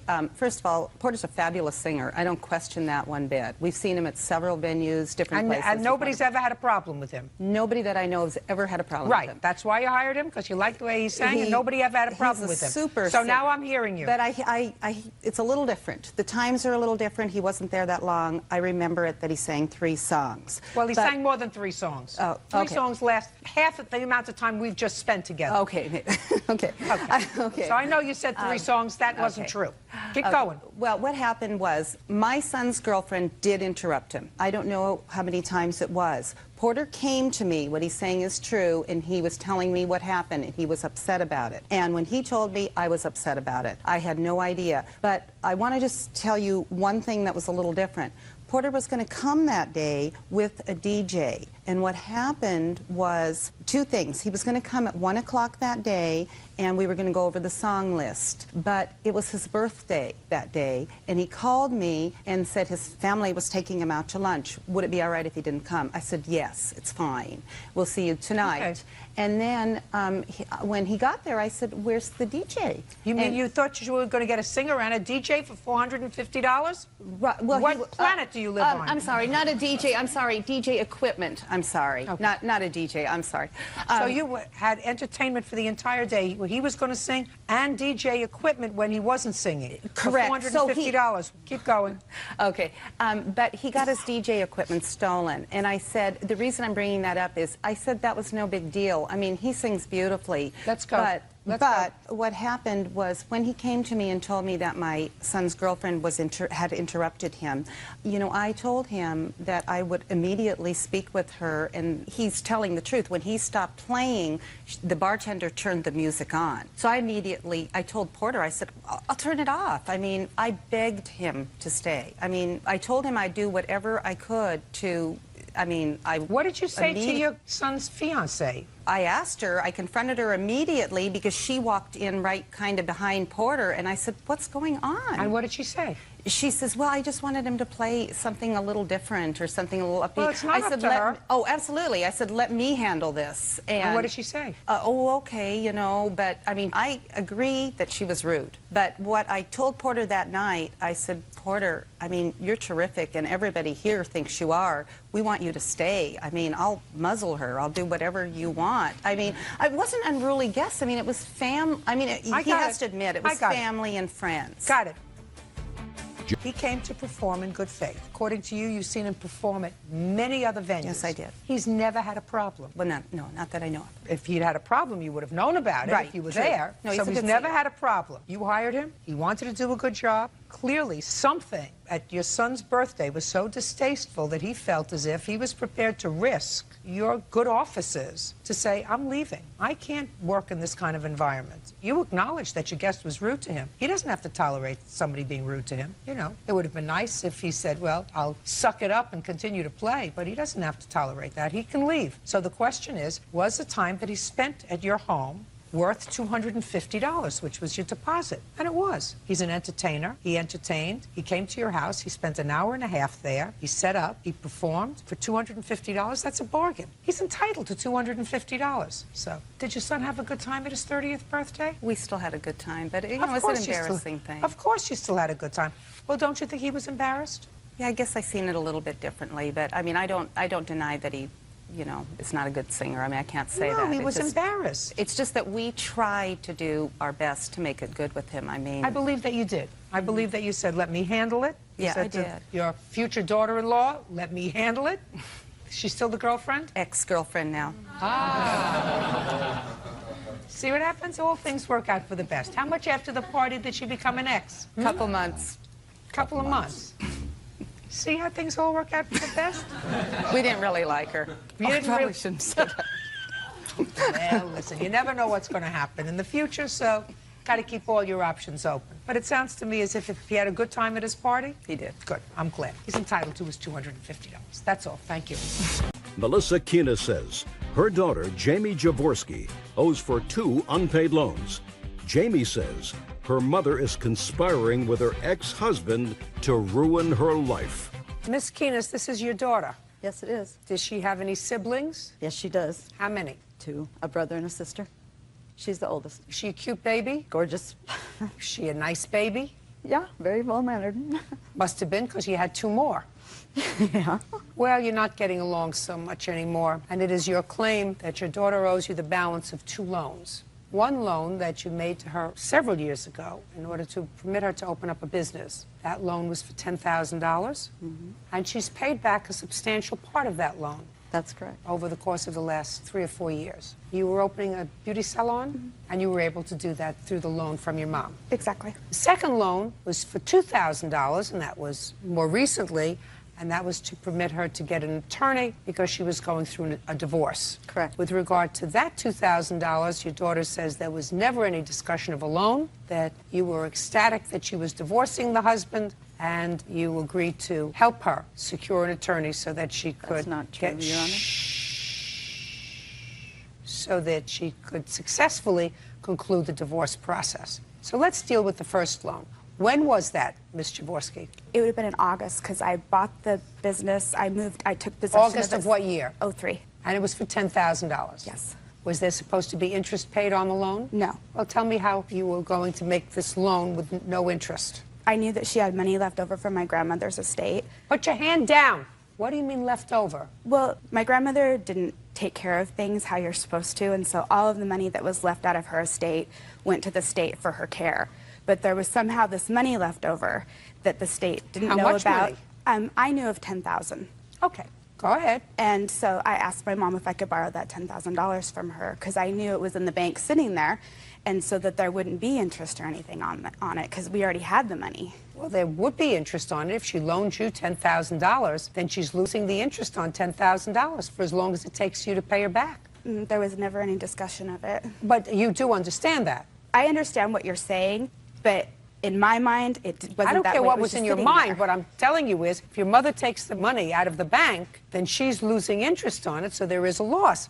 I also don't understand why she should make this loan to you without interest when you have a brother and a sister. Why would she just let you have it all yourself? Because it was just going to be a loan. It was going to be paid back. In what period of time? There was no set period of time. Because when you open a business, you never know. Most businesses fail in the first 5 years. And Well, so, what happens if your business failed? You mean you weren't going to pay her back the money? Well, no, I never intended not to pay her back the money. But you just said most businesses fail within the first few years. What happens if your business failed? Well, if my business failed, I would still have to pay her, but that was just to help me out. It was my mom helping me out. It was family helping family out. But she didn't take that money out of the bank. At the last minute, she had decided that she was going to pull it off of a credit card because she was nervous about the state finding out that she still had that money. You mean she didn't think that they would find out about it if she kept it in the bank?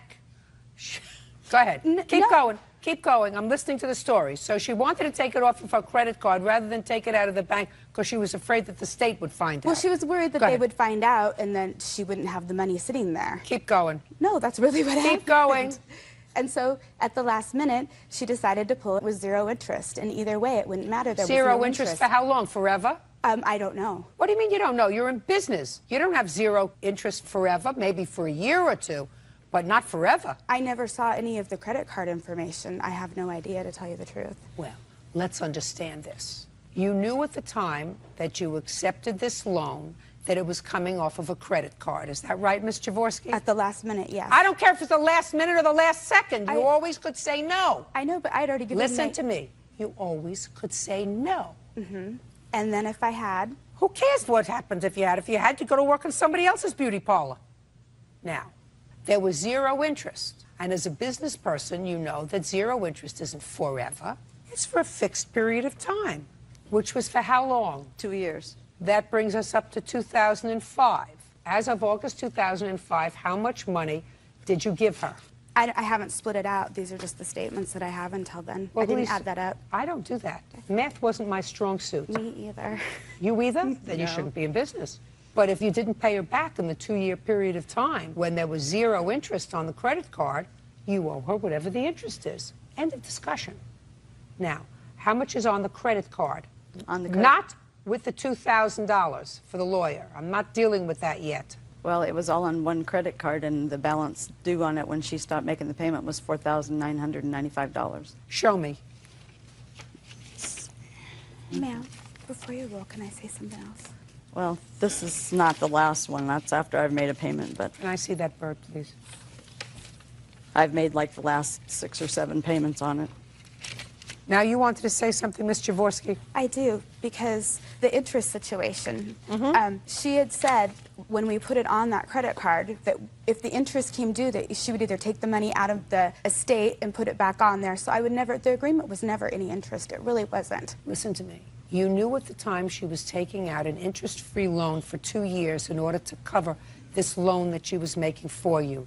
You had 2 years to pay her back. You didn't. Then interest develops, and whether she takes the money out of the bank and loses interest, you still have to pay. Now tell me about the $2,000 for the lawyer. When we were going through the divorce, or when Chris... When was that? That would have been in 2000, I believe, 5. Now, by 2005, we were starting to get some interest on this loan. Okay. Keep going. Okay, well, so then we're going through our divorce, and I didn't have the money to retain a lawyer. At first, we were just going to do it ourselves. And I was telling her that he was going to try to get custody of the children from me, and that I needed to retain a lawyer. And what I don't understand is she hated... Just don't tell me anything other than what happened. Not what you don't understand, not what you do understand. Not interested in what you understood. Tell me what happened. Now, you were crying to your mother that your ex-husband was going to try to get custody of the children, and you couldn't afford a lawyer. You didn't have any money. Basically. And Right. she said not to worry And? about it, that she would take care of it. And she sent me 2 checks. From where? From her credit card. And? And she wasn't worried about me paying her back. I didn't know how I was going to end up financially after the divorce. How did you end up financially after the divorce? I ended up giving him basically everything. I got $20,000 equity out of the house, of which I gave her a check for $4,000. You did give her a big check. Mm-hmm. So if you got $20,000 from the sale of the house, why didn't you pay her back everything that you owed her? Because I was buying another house, and I was trying to have a little nest egg in case when you're employed by yourself, it's always good to have a little money back up. Well, but if the only nest egg your mother had was the $10,000 she had of your grandmother's money, why should you have a nest egg and not her? I don't know. I've really thought about it that way. But isn't that a nice way to think about it, Miss Jaworski? I mean, how old are you? I'm 37. And how old is your mother? My mom must be 57. Yesterday. So if somebody has to sort of struggle to put together a nest egg, isn't it easier for you, who's starting a new business, to put together a nest egg than your mother, who's 57? Especially since you spent the money. So it's real nice of you to want to have a nest egg all by yourself. But if what you're suggesting is that your mother said, well, if you don't pay the note back in the 2 years, that it's interest-free, you'll take the money out of your nest egg. No, that wasn't the way it is. I think. Well, you're that's what you just misinterpret- told me. But I'm just following what you told me. I think you're misinterpreting it. No, that's what you told me. No, it's not. Does that sound what you just told me? Sounds like what she told you. That she would take the money out of her nest egg and pay off the credit card and wait for you to finish putting your nest egg together so you would pay her. Duh. If you have a business and you don't have operating capital and you don't have money to buy and bring things in and out, you can't run a business. And so that's what I used the other part of that money for. Was That's not what you my just cash told flow. me. It is. I had it. No, in a that's little, not what you just told me. I had it set aside so if something happened with You the business just- that I could keep it going. That's your nest egg. Well, I had to because if You I owe your lose, mother if I- $4,000. If I lose the shop, You owe your mother $4,000. And I gather that the reason she's here is because you stopped paying her, according to your mother, because you had an estranged relationship for a while. Why, I don't know. because she's seeing my ex-husband. Well, that's what you say. That's what you say. That's not true. I'm seeing my grandchildren. That's and her what you ex-husband. say. I think that that makes it very convenient for you, Ms. Jaworski, I think- because she wasn't seeing her grandchildren, and she wrote a letter, according to her, Correct. to her grandson when he was at his father's house, and his father called her and said, if you want to see the boys, you can see them, and she's been seeing them at your ex-husband's house, which ticked you off. So you stopped paying the loan. Judgment for the plaintiff in the amount of $4,000. Thank you very That's much. Mark Windhausen says ex-girlfriend Lana Speakman owes for the money he paid towards a Dodge Durango. Lana claims Mark was stealing from their share for his drug habit. Mr. Windhausen, you and the defendant lived together for a period of time, and it is your claim that at the time she broke up with you and told you to leave, she kept your property. She kept the truck that you had been making payments on and some other personal property that you had purchased for the house. Correct. Ms. Speakman said everything is hers. Yes. When did you move in together? About 6 of 04. June of 04. Right. How old are you? I'm 24. How old are you? 34. You have children? No. What kind of work do you do, Mr. Windhausen? I'm a welder. How long have you been welding? About a year and a half now. Make good living? Decent. It's fair. Tell me what you make. I'm about $14.50 an hour.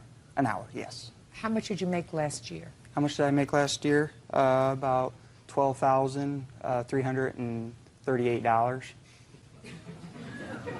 You worked full-time? Yes, I did work full-time. I got laid off in December of 05, and I was rehired back on, so I had When? it in February.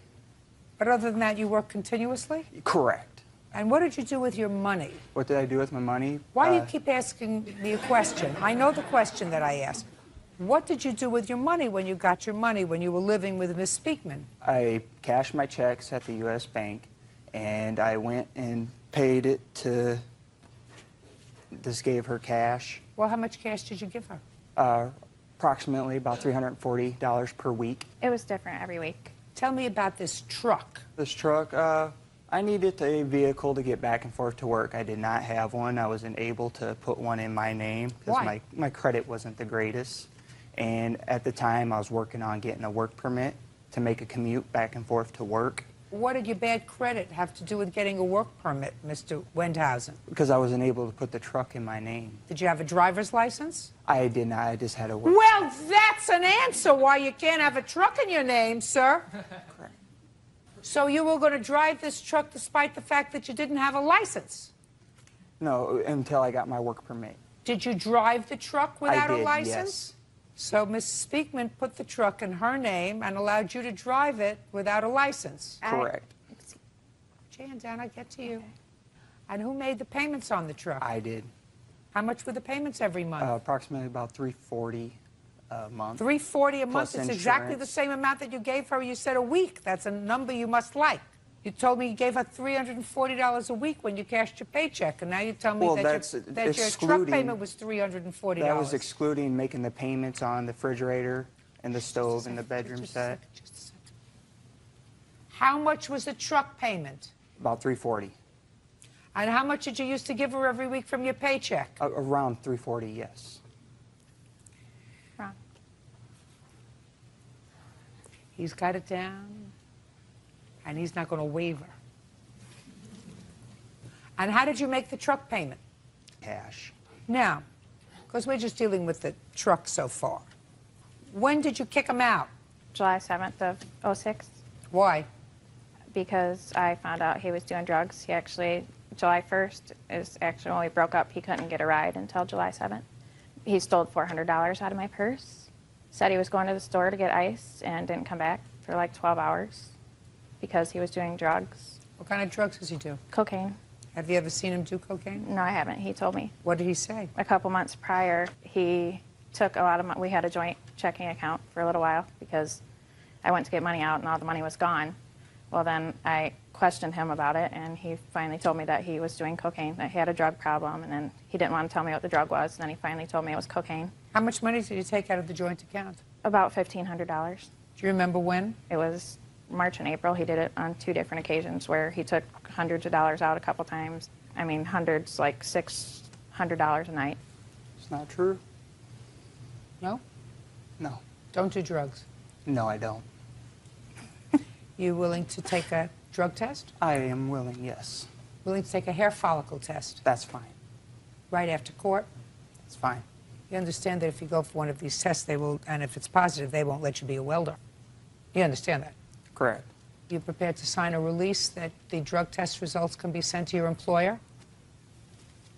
Is not an answer. I have smoked weed, yes. Weed So- we're not talking about, sir. We're talking cocaine. All right. Got me? Yeah, I got you. Perfect. If you have a problem and you're 24 years old, you better get rid of your problem. Do enough cocaine, so you're going to have a brain like mush. You know, when you start up here, you can have a brain like mush. When you start over here, it's over very, very soon. Now, how could you take money out of a bank account? It's my money, too. Well, if you're putting in $300 a week to run a household, you have rent, you have food, you have gas, you have electric, you have all the other stuff, and was he giving you an extra $340 for the truck payment? No, he wasn't. He gave me, his checks were different every week, so he gave, sometimes it was only $100, sometimes he didn't give me any money at all. Yeah, because if he's making $15 an hour, earning $12,000 a year just doesn't, well, that was doesn't make it. The truck payment was $320, and it did come directly out of my bank account ever since I bought Well, the it truck. may have come directly out of your bank account. That doesn't mean, quite frankly, Ms. Speakman, that he wasn't giving you money. My question is, was he giving you money earmarked for this car payment, or was he giving you a certain amount of money every week? It was different amounts every week because, like I said, sometimes his checks were always different. Sometimes he would give me nothing. Sometimes he would give me $100. There was a couple times he probably gave me $300. And what about the monthly truck payment? What? Did he give you money for the Directly monthly for truck that? payment? No. In cash is my question. No. Okay. Go ahead, sir.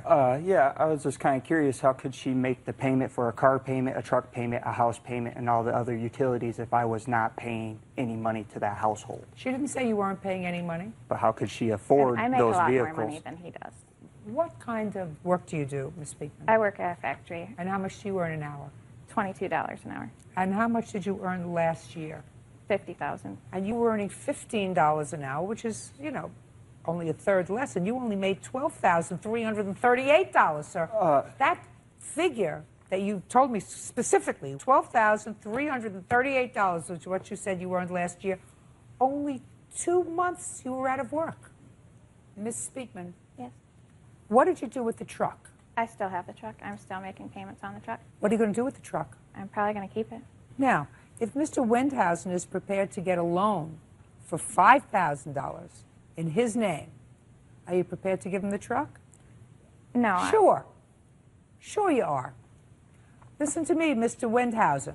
You come back to me with a fully committed loan in your name for $5,000, and I will direct Ms. Speakman to turn over the truck to you.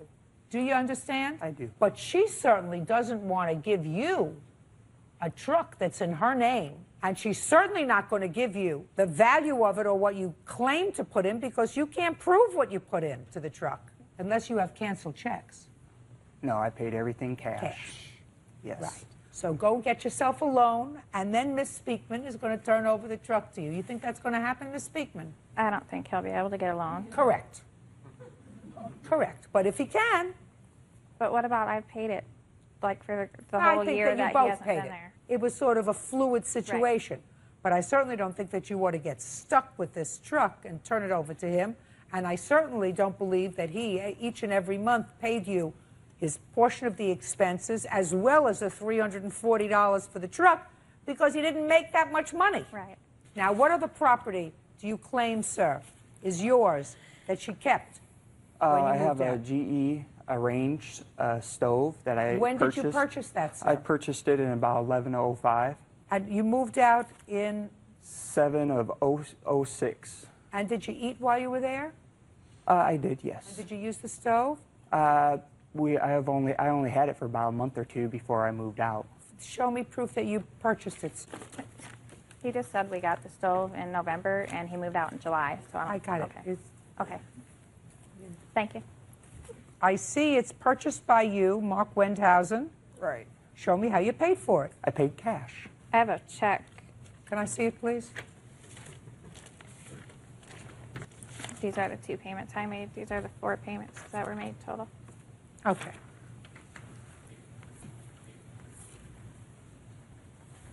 She's got proof of the payments, sir. Proof of the payments that I paid?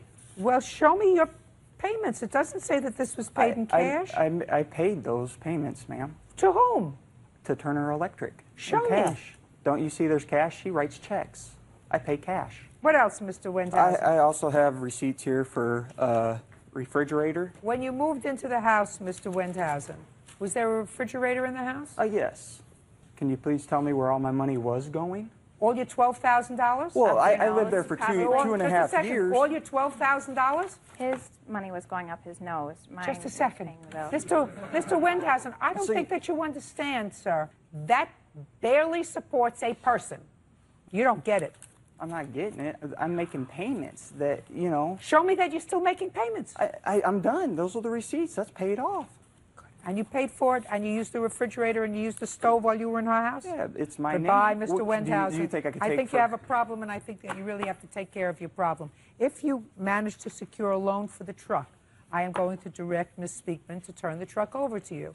We will recalendar this case as soon as the clerk receives indication that you've received a loan, and I will direct this truck that you want to be turned over to you. Do you understand? Okay, I do, but... Good. Thank you very much. Goodbye. B.J. Harris says his sister, Rosa Harris White, threw an ashtray at his car in a fit of anger. Rosa claims she was defending herself. Mr. Harris, the defendant is your sister. That's correct, Your Honor. And it is your claim that she vandalized your car. That's correct. You want her to fix it. That's correct. Your sister says that she was merely defending her in the process of assaulting her. And she didn't mean to vandalize your car. She was trying to protect herself by throwing this object which accidentally hit your car. That's what she says. Yes. From what I gather from these papers, Miss White, you have a baby. Yes. And your mother has custody of the baby. That's correct, Your Honor. And why does your mother have custody of the baby? Last year in November, I went to jail because of an argument me and her had, so she pressed charges and I went to jail. How long did you go to jail for? Only in a week. Were you living with your mother at the time? Yes, ma'am. Is the child court-ordered placed with your mother? Yes. Was there a hearing with regard to that? Yes. Did you give testimony, or did you consent to your mother having custody?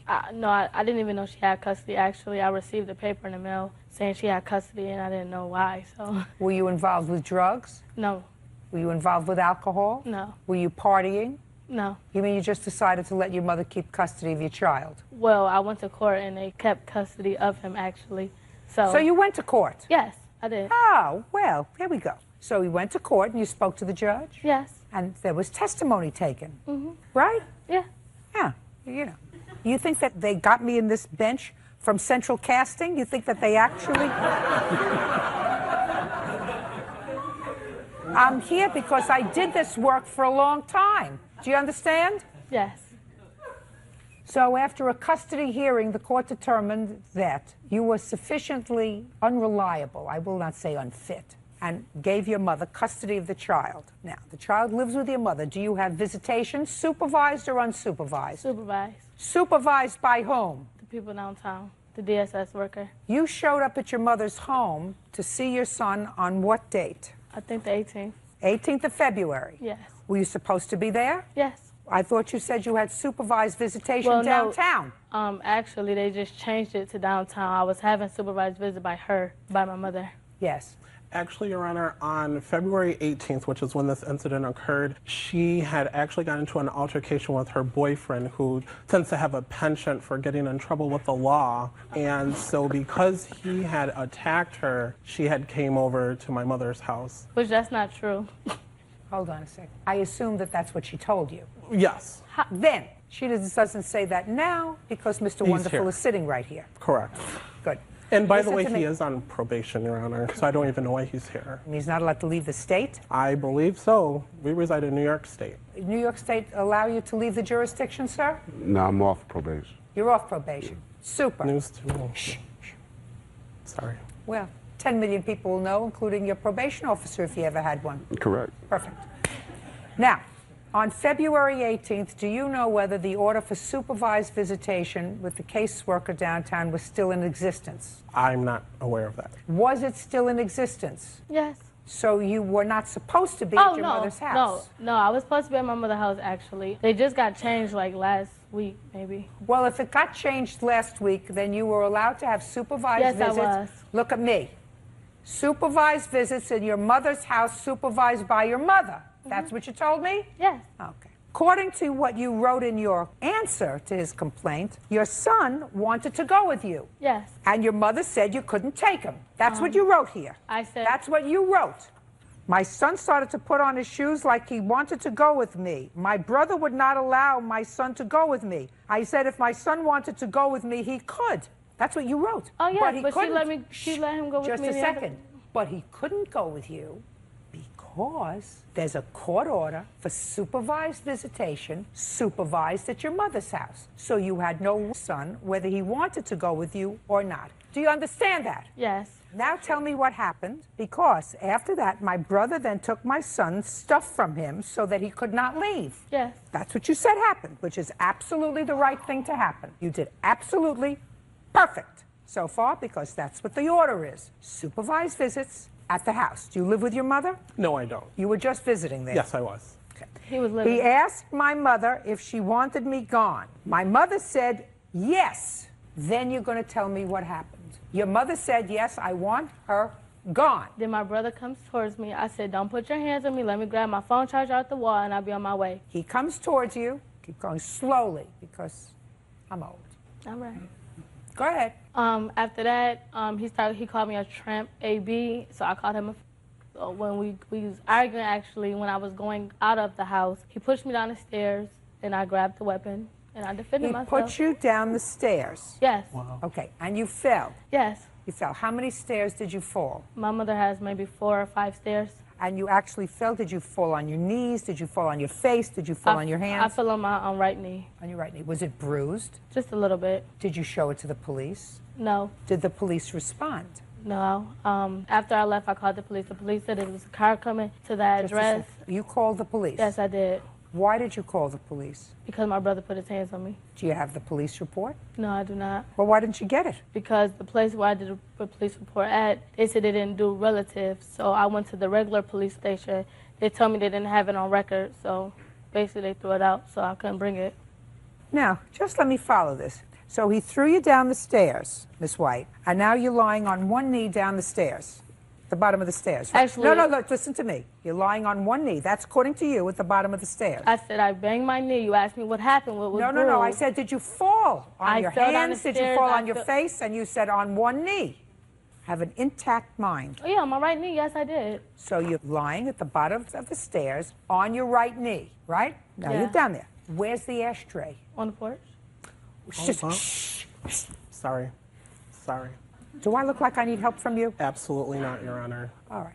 So the ashtray is on the porch, and the porch is 4 steps up. Is that right? Yes. So you got up off your knee, and you went towards your attacker. Yes. Because he's your attacker. He's Yes. now thrown you off the porch. Yes. So you get up off your knee, you walk up the 4 steps, and you grab the ashtray, right? Yes. And then you throw it at your attacker, Yes. who was standing at the top of the stairs. It missed him and it went to his car, I guess. Oy. Oy. Oh. Oh. Can I see the estimate on the car, please? Yes.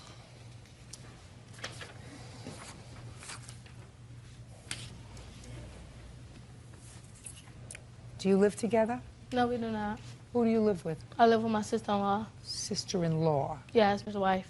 Do you work? Yes. What do you do? I work at Taco Bell. You work full-time? Yes. Do you send money to support your child? No, it goes through child support. I pay child support. That's what I mean. Yes. You pay child support. How much? $25. How often? It's supposed to be every month. $25 a month? Yeah.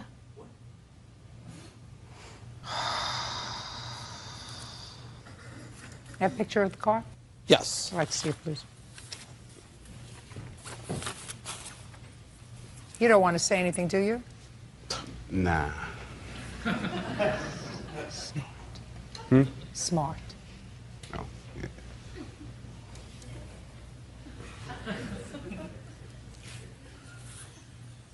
Oh, she hit the roof of the car. She did. Oh, so she's standing on top of the porch. And what did she say when she threw the ashtray? Well, as she actually never fell down the stairs, Your Honor. Just a second. I like the machinations of her story Sure. better. It's not truthful. I do too, actually. It's not truthful, but I got it. Okay. Okay. And is that the ashtray that she threw on the top of the car? Perfect. Oh. Charges for the plaintiff in the amount of $326.25. Thank you Your very Honor. much. That's all. Lori Abarca says former client Matthew Finch pulled his kids out of her daycare without notice. Matthew is countersuing, claiming Lori made a false CPS report. Mrs. Abarca, this is a pretty nasty case. According to your complaint, the defendant is the former husband of your best friend. Yes. What's your former wife's name? Stacy. Stacy. And they have 2 children. And you were providing daycare in your home for their 2 children. Correct. And subsequent to their separation, you took care of the children for how long? Approximately 9 months, from August of 2004 until April 1st of 2005. And then it is your claim that Mr. Finch, without cause, removed the children from your daycare. He did, in fact, give you 2 weeks' notice and paid you, according to what I've read here, for the 2 weeks' notice. Yes. That's correct. But your claim is that Mr. Finch knew that he had an obligation to keep the children there, so you want him to pay for daycare for how long? I just want him to pay for daycare up until the date that their mother gave me the 2 weeks notice, because she was the only one that was able to make the daycare decision per Just their a second. court order. Hold on. Just shh. Don't. Okay. On what date did she give you the 2 weeks notice? I believe it was May 12th. Okay. So let's deal with that part of the complaint first. Okay. You'll get into the incident because there's much more to this case than these few weeks. When Mr. Finch gave you the 2 weeks notice on April 1st and tendered payment for those 2 weeks, did you take his payment? Yes. So then let us deal with this issue swiftly. Okay. You're entitled to nothing. If you said to Mr. Finch, I'm not taking your money, it is my friend who is responsible for giving me the 2 weeks notice, not you, I would go on with that part of your lawsuit. But since you took his money, I'm not entertaining any money for April or 2 weeks in May. Now let's move on to the next part of your claim. The next part of your claim is that there was an incident on or about April 1st involving your husband and the defendant. And as a result of that, Mr. Finch called the state licensing board and made false allegations against you. Mr. Finch said what he reported to the state licensing board was true, correct? That's correct. The counterclaim that I have by Mr. Finch is that you called Child Protective Services complaining about Mr. Finch and alleging that he in some way inappropriately touched one or both of his children. That's the allegation. Right. So, did you in fact call Child Protective Services? I did. On what date? April 4th. And what did you tell them in this 4-4 report? I told them that his oldest daughter, Kiana, for the last month and a half had been reacting extremely badly when he would come to pick her up. She would start crying hysterically. She would run to the background, anybody, my children, my husband, myself, that she could get to. Is that what you told the state so far? Yes. What else did you tell them? And I told them that I felt that there was something going on at the house. I didn't know what, but I know that somebody needed to investigate it. When I did make that phone call, Stacy was right beside me, in full agreement with me calling, because for several weeks before... Don't tell me about Stacy. Okay. For several weeks before, I had spoken to Stacy and Matt about Kiana's behavior. It would be so bad at times that he would come to pick up both of the girls and have to leave with just Lexi, the little one, and leave Kiana at my home until her mother or her stepfather could come and pick her up because she wouldn't go with him. Okay. So I confronted Stacy about what was going on and told her that I was very uncomfortable with the way that Kiana was reacting and that I was very concerned that something was happening over at his house. No, she doesn't include that. This revelation, Ms. Abarca, that you had to call and make a substantive report to Child Protective Services did not occur until after Mr. Finch removed the children from your daycare. Is that correct? Yes and no. Yeah. The first time that you called and made a substantive report, despite what you say you had been seeing for the last month and a half, is 3 days after he removed the children from your daycare. Yes. There's certain hard data, and then there's certain soft data.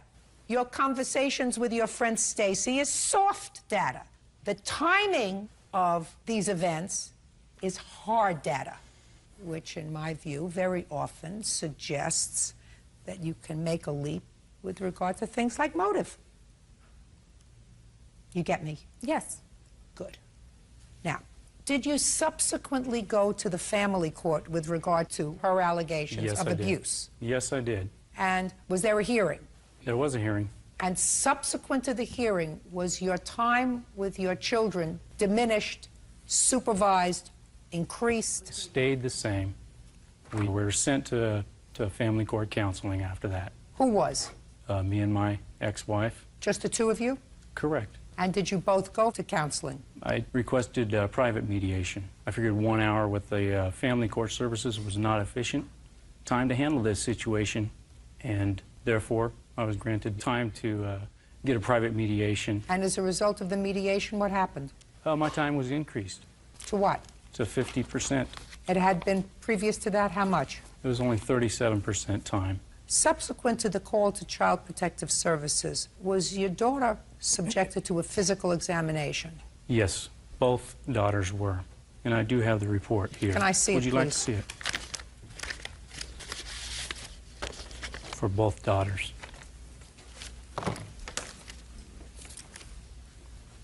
Their mother requested it when she took them for those exams. It wasn't CPS court ordered. requested It wasn't court ordered or anything through CPS. Stacy called and made those appointments. Listen to me, madam. What you're giving me is hearsay.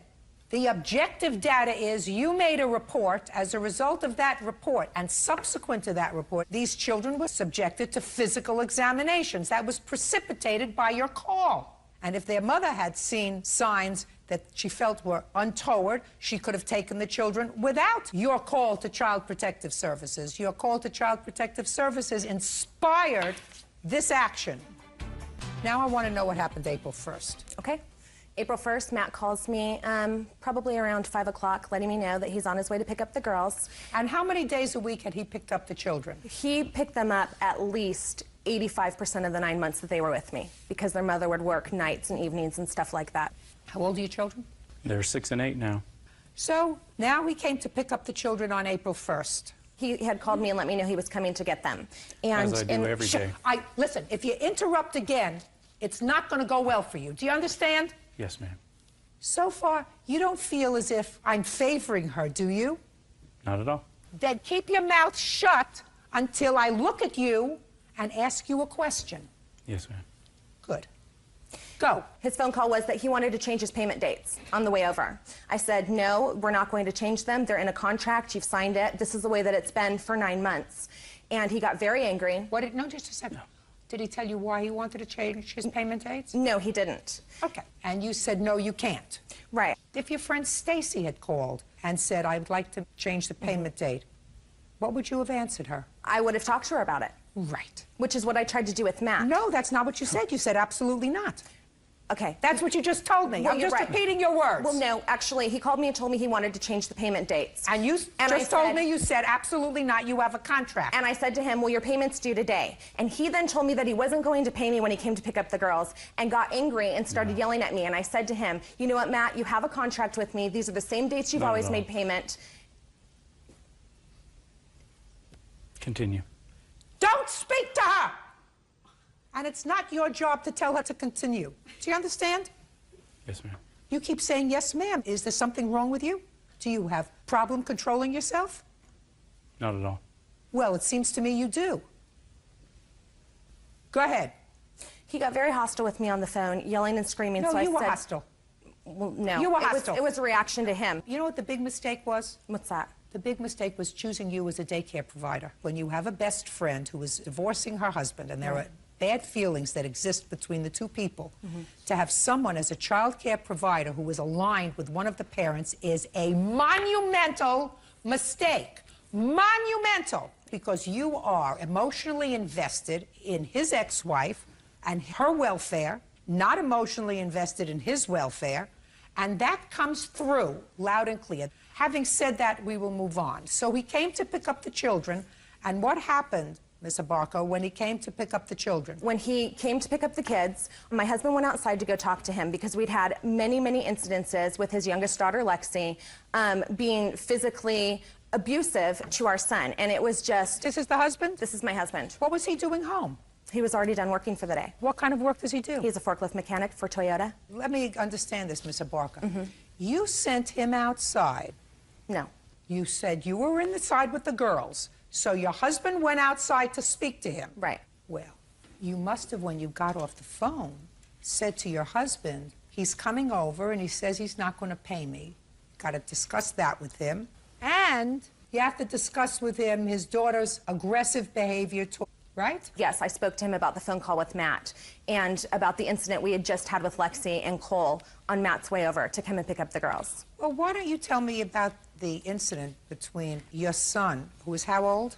At that time, he was 18 months old. And the daughter, who was how old? Lexi was 5.5. So why don't you tell me about that incident? I believe on that day, she pushed him down. She would pull his hair and pull him down. You know, just different little things like that that were constant. And I sat down with Lexi, and I said, you know, Lexi, we've been having a lot of problems with this kind of behavior. What is wrong? Why is it that you and Cole can't seem to get along? What can we do to change it? And she says to me that her father told her that if there's something she wants or Cole does something that she doesn't like, then she can basically take matters into her own hand. If she needs to push him away from her or do something like that, that's what he told her. The 8-year-old daughter, Kiana, was there as well. Kiana confirmed that was the discussion that they had in their vehicle and also stated that there was a boy she was having problems with at school, and Matt told her that if he continued to bother her, she could go ahead and punch him. Where were you when this was going on with the 5-year-old and your 18-month-old? I was in my dining room. And where were they? They were in my living room, which there's a huge opening. Shh. That's not supposed to happen. It's your responsibility if the 5-year-old pushes down the 18-month-old. It's your responsibility because you are providing inadequate supervision of the children. I don't care whether you agree or not. Children are children. That's absolutely correct. Absolutely correct. And a 5-year-old may push down an 18-month-old, and an 18-month-old may pull a 5-year-old's hair. Right. Or may take something away, and the 5-year-old says you can't do that. Absolutely. You just answered your own question. Lori Abarca claims former client Matthew Finch owes for daycare fees, defamation of character, and a false police report. Stand up. All right. Mr. Abarca, you tell me what you said to Mr. Finch when you went outside. I walked up to Mr. Finch. Look at me. You walked up to Mr. Finch and said... He was still in his vehicle. I explained to him... No, tell me what you said. I said, Matt, there was a situation with the 2 kids. Lexi approached Cole, grabbed the ball from him, pushed it back into his chest, and then grabbed him by his hair and pulled him to the ground. When Lori confronted Lexi about it, Lexi explained that if she felt somebody was picking on her, it would be all right for her to go ahead and do something back, retaliate. Okay, so your wife said to you that the little girl said, my daddy says that somebody is picking on me, then I have the right to do something back to them. Correct? Correct. And what did Mr. Finch say to you? He got out of his car, said he never said that, got into my face, I explained to him, would you please not allow Lexi to retaliate, that if she has a problem, she needs to go to Lori. I don't appreciate our baby being pulled down to the ground by his hair, and that conduct is not okay. Mrs. Abarca, I have 11 grandchildren. I've seen them all playing around together. Right. If one of them, who's 5, gets annoyed at one of them who's 2 because they pulled something out of their hand, they'll push them. That's not cause for World War III. No, you're right. That just I agree. happens. I agree, but All it was much more severe than that. And I have statements that I've written to Matt for suspensions, breaking down the situations. I believe I gave you copies of all of those. Why did you give them to Matt instead of Stacy? Because Matt was the one that came and picked up the children most of all Miss the time. Abarca, this was your best friend's children. Right. Are you telling me that you didn't get on the phone in the evening after each of these instances and say to Stacy, listen, Stacy, we really have to talk about the girls. Absolutely. I'm having trouble with the girls. Yes. And what did Stacy tell you? That she was in full agreement with everything I had. They knew Lexi was having aggression problems. She was getting in trouble at school almost, and they knew that it was something that they needed to work with. So And the that's what, reason- just a second, so that's what your best friend told you? Right. So what did she do from the time you started to tell her about the problems with the girls and the time that he finally removed the children from your daycare? What had your friend Stacy done? Lexi would get in trouble for various different instances. She would go home and be grounded, that kind of thing. I'm asking you whether her mother ever took her to a therapy session, whether took her to a counselor. She Just tried give me to. a yes or a no. Matt refused to let her go to counseling. Just a second. Just give me a yes or a no. Well, it's kind of a gray area because she wanted to take him to counseling and Matt refused. You should never have cared for these children. Never in a million years should you have been involved with these 2 children with the attitude that you have towards him. In any event, you called the state and reported what you considered his aggressive moves toward you. That's correct. Is that correct? That's correct. You had every right to do that. Exactly. He did it on April 4th, 3.5 days afterwards, and after he saw Stacy at court filing papers. Are That's they when he open went on the down. weekend? Just a second. Are you asking me a question? No, they're not. Are you asking me a question? They're open on Friday. You too. You should never have cared for these children. I agree. I've definitely And never learned have my gotten lesson. him involved in taking your complaint outside to him, complaint that just happened to have been made at the same exact time that you had just had a telephone altercation with him about payment. Sit down. I'm not aggrieved at all by Mr. Finch's conduct in reporting your husband's conduct to the state and letting them come out and take a look at what's going on in your house, because based upon what you told me, there is inadequate supervision of children. They didn't. I'm speaking in your home, based upon what you just told me. What really burns me is your motivation for calling Child Protective Services about this father. That's what really burns me, because it was clear to me from reading the timeline in this, your motivation. You chose not to report the problems with the child generally. You chose to identify Mr. Finch as the possible perpetrator of a problem. That's not, I told them the entire situation. You want to tell you something, Miss Abarca? I don't believe you. And the reason I don't believe you is Stacy still your best friend? Stacy and I are still friends. Yes. That's why I don't believe you, because you would not have called Child Protective Services on your best friend. There is a difference between him calling the state, and the worst thing that can happen to you is you could be investigated and they might not give you a license to care for children in your house.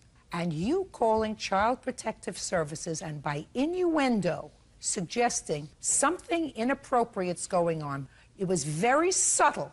And I've seen and heard over the course of 35 years that subtle innuendo that suggests that a father is in some way inappropriately touching his children, which causes all kinds of red lights to go on with Child Protective Services. And your motivations were just that, judgment on the counterclaim for $5,000. That's all. Party's eyes, you may step out. Linda Banks is suing her neighbor, Herbert Robertson, for accidentally shooting out her windows with a BB gun. Herbert claims he's a better shot than that. Miss Banks, Mr. Robertson is your neighbor, and it is your claim that he shot out some windows in your home with a BB gun. Is Yes, ma'am. And Mr. Robertson, while he acknowledges the fact that he was shooting his BB gun, said that A, it's impossible for the gun to have pierced the windows of your house because it would have to go through a bunch of trees, and B, it would be impossible anyway because he's a very good shot. And he was shooting at squirrels, and he knows that because he's such a good shot, he would not have missed and damaged your property. Those are your two defenses. Is that right, sir? Pretty much. Tell me where I'm wrong. I like to know where I'm wrong. Well, yeah, I might miss on occasion. Oh. But, you know, like I said, we're in front of the big tree, so... Okay. Miss Banks, have you had any trouble with Mr. Robertson before? Yes, I have. With what? About 5 years ago. Stop playing with that, please. It's He distracting me, and at my age, nothing should distract me when I'm trying to work. Yes. Approximately 5 years ago, Your Honor, he installed a pool improperly in his backyard, and that pool ruptured, and the water came down my backyard because he lives here and I live here, and approximately 19,000 gallons of water came into my basement. And what I did was I asked him to come over to survey the damage. He did, and his comment was that it wasn't that bad. But because we're neighbors and I tried to handle it civilly, I settled with his insurance company for $1,200, and there was a lot more damage than that, let alone the time. And I asked him to just help me clean it up, and he refused to do that. This time, when I discovered the damage, I said I wasn't going to let it go. Since the incident 5 years ago, I assume that the relationship between the two of you has been strained. Yes. What date were you shooting at squirrels, Mr. Robertson, when Miss Banks came over and told you had damaged her windows? Oh, she never did. Who did? I did. This guy. I mean, I was out in the backyard one day, and he hollers at me and says, you know, you shot my garage window. I said, well, I don't know if I did, but if I did, I'll replace it. He says, don't worry about it. I just wanted you to know about it. And so ever since then, we quit shooting the BB guns. Well, when was this, sir, that you told him he shot out the window? It was the third week of July. His son was out shooting and actually shot over top of my head. How old is your son? 16. You know that you could hurt somebody with a BB gun? If you hit somebody, it'd probably sting. Well, if you hit him in the eye, it could blind him. Probably could. If you hit him in the ear, it could make him go deaf. Probably could. So why do you do it?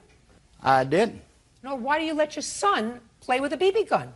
Well, you know, I imagine there's probably 40, 50 kids in that neighborhood got BB guns. I don't give a rat's behind about 40 or 50 kids. I'm asking you, why do you let your son shoot a BB gun? Because I don't see anything wrong with it. It's my yard. If he wants to shoot a pop can or something in the backyard, you know, that's no problem. You know, this guy's saying he got one shot over his head. I doubt it. How would you know? Because you can hear it coming through the... You can't hear a BB. Mr. Robertson. Yeah, this is like, may I say something? Yes. I mean, it's like we're talking about the swimming pool. You know, 19,000 gallons of water didn't go in her basement. You know, I did go and survey the damage. It didn't look that bad. Went into her basement? My insurance company took it. When I'm speaking, you see, you may be able, is this your wife? Yeah. You may be able to interrupt her. Don't interrupt me. No, I was speaking. No. But when I start to speak, Mr. Robertson, you have to stop. That's the, All right. that's the way we play here in my playpen. That's fine. Good. Can I see the damage to your house, please? Yes, ma'am. I have police reports as well, if you would like to see those. I would. And then also I've included estimates. Good. How many windows? 3 windows, and then the truck windshield. Well, either you or your son have lousy aim, sir. Would you mind asking this man if he did agree, you know, that I told him I'd take care of the window, and he said, don't worry about it, I just wanted you to be aware of it? Because after that date, we never shot anymore. When you first... Shh, don't answer him. It's like rock damage to me. No BB did that. Yes. Judge Judy, I would like to add, originally, the first incident he did offer to pay. The second incident was August the 11th, the date of the police report. And on the second incident, how many windows were shot out? That's when we discovered the damage of the second additional, the bedroom window, and then the truck window. Got it. Still have the BB gun, Mr. Robertson? Yeah. Still let your son use it? Like I said, nobody shot it since he said I shot his garage window out. Well, you don't know that, sir. You do work, don't you? You do No, work. I don't. You don't work? No. Why not? I'm disabled. What's the nature of your disability? Back. I've You have had a bad 5 back back. surgeries. Really? How can you shoot a BB gun with a bad back? A BB gun? Yeah, how can you pick up a BB gun? Well, how much do you think it weighs? Kind of hard to shoot. Well, incapacitating. Seems to be if you can do this, you can sit at a desk and answer a phone. Well, I'm just saying, I offered to pay for it. He said, don't worry about it. And that was the end of the shooting. He doesn't want after you to know. Listen to me. He doesn't want you to worry about it. I want you to pay for it. There's a difference. I offered to pay for it. Good. Ask my wife. Oh, I won't. She has to go home with you. Oh, that she has well, you my done made your sincere mind up. condolences. And like I said, you know, I thought you were innocent until you're proven guilty. That's what we just did. No, you didn't. Judgment for the plaintiff in the amount of $1,200. Thank you. That's all. It don't matter. Marco Abrigo is suing his children's grandmother, Christina Strickland, for the return of 2 child support payments. Christina is countersuing for the unpaid medical expenses of Marco's children. Mr. Abrigo, it is your claim that you paid child support to the defendant who was caring for your 2 children for 5 years. And the last 2 payments that you made to her, which were deducted from your salary, I assume, were made when the children had been returned to their mother. And you want those 2 payments back. Ms. Strickland says she took care of your 2 children for 5 years. You owe her a fortune of money, and she's counterclaiming. So I have a few questions for you, sir, before I make very, very short work out of you. When did your children go to live with Ms. Strickland? 2001, I believe. What do you mean you believe? I would know the exact moment that my children were removed from my custody. I don't know the exact date that we signed over the children, but it was towards the end. I'm going to say September of 2001. And you signed custody over to Ms. Strickland because you and their mother were neglecting them. And but for Ms. Strickland, the state would have taken them. Fair statement? No. You just decided you had enough being a parent? No. What was it? Well, the way it went down is the mother of the children and Ms. Strickland were talking, and because I was going to be going away. Going away to where? Summer I was camp? possibly going to be incarcerated, and she would not be able to take care of the children. Why not? I do not know. Were you living together at the time? No, we were not. We were not So together. what difference did it make whether you were in jail or on Mars? She was still alone taking care of the children. When were you in jail, sir? From when to when? Basically from January of 2002 to November 2002. And in that year, the children were with Miss Strickland. Yes, they were. And how much support were you sending while you were in jail? None. None? Who was supporting your children? Ms. Strickland. And when did you make that year up to her? Well, when I did get out of 2002, I didn't make it up to her financially, but through 2003 to the beginning of 2004, February, I had the kids in excess of about 200 days. I'm talking about when you were in prison, sir. You paid nothing for the support of your 2 children. I paid nothing. Nothing. I assume that you got 2 jobs so that you could pay Miss Strickland, who was a total stranger to you. She was the step-grandmother of the children. You got 2 jobs so you could start paying her back all the money she spent on taking care of the children. Didn't you? No, I did not. Well, then you've got some nerve being here. For 2 payments? Because they went to her instead of going to the mother of the children? I'm only going by what the court is telling me to go by. This court is telling you to go home. After I would have made you bend down and kiss her feet for taking care of your children for 5 years. So I have no idea what you're doing here. What you're doing here is nonsense. Listen, Miss Strickland. Yes, ma'am. But for the fact that he sued you for this nonsense, you would not be here. Is that correct? Probably. Probably. Because you didn't expect anything from him? Never. And pretty much that's exactly what you got. Exactly. May I say something, please? Absolutely. My grandchildren have been living with their mom since August of 2006. He has not sent 1 penny to support those kids up until this point. Is what she's saying correct? Would you get him out of here? I cannot stand to look at him. Your case is Parties are dismissed. excused. You That's may all. step out. Bus driver Judy Greenlee is suing fellow bus driver David Smith for backing into her car with his bus. David claims he didn't do it. All rise. Yeah, this is case number 169 on the calendar in the matter of Greenlee versus Smith. Parties have been sworn in, Judge. You may be seated, sir. Have a seat. Miss Greenlee, there was a time last year when you and Mr. Smith were employed by the same bus company, a school bus company. And it is your claim that while you were out doing your route, Mr. Smith backed a school bus into your parked car and then took off, damaging your car. You want him to pay for the damage to the car and other related expenses.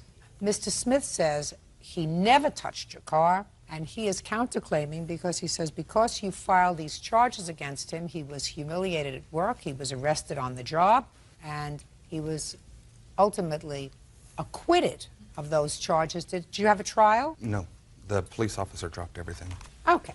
And told you to proceed civilly, I assume. So he's got a counterclaim. When did this incident happen with your car? January 12th of 2004. And at what time did you leave that day on your bus? 6:30 a.m. When did you return to the yard? Approximately 8:15 a.m. When did you look at your car? As soon as I got back to the garage. And what did you discover? I discovered a dent, and there was rub marks from where my paint had been rubbed off. Of part of Do you have photographs of it? Yes, I do. I'd like to see the photographs. And I also have a videotape of the bus actually hitting the vehicle.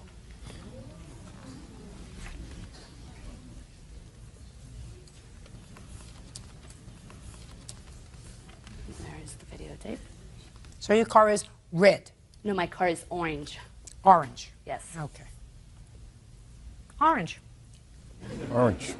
I assume before you looked at the video, you conducted your own investigation. According to what I read here, a little bit of an investigation on your own. You went around looking at all the buses. Yes.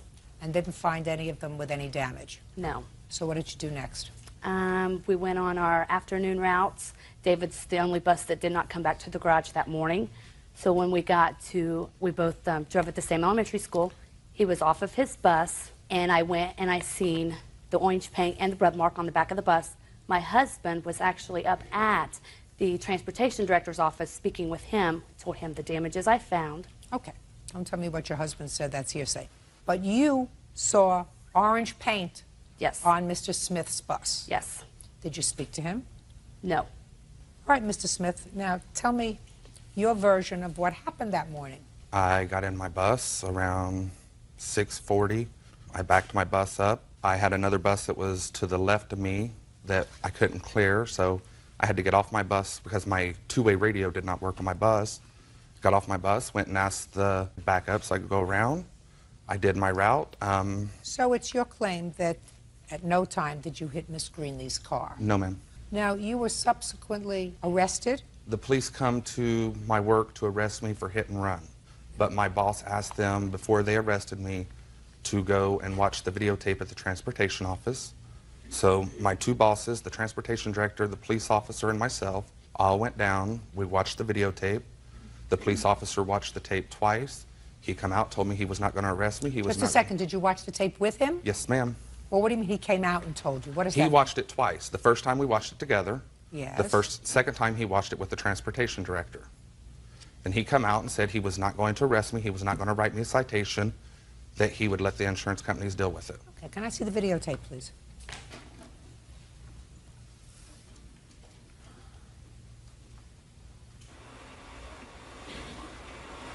As you can see, David's entering the bus.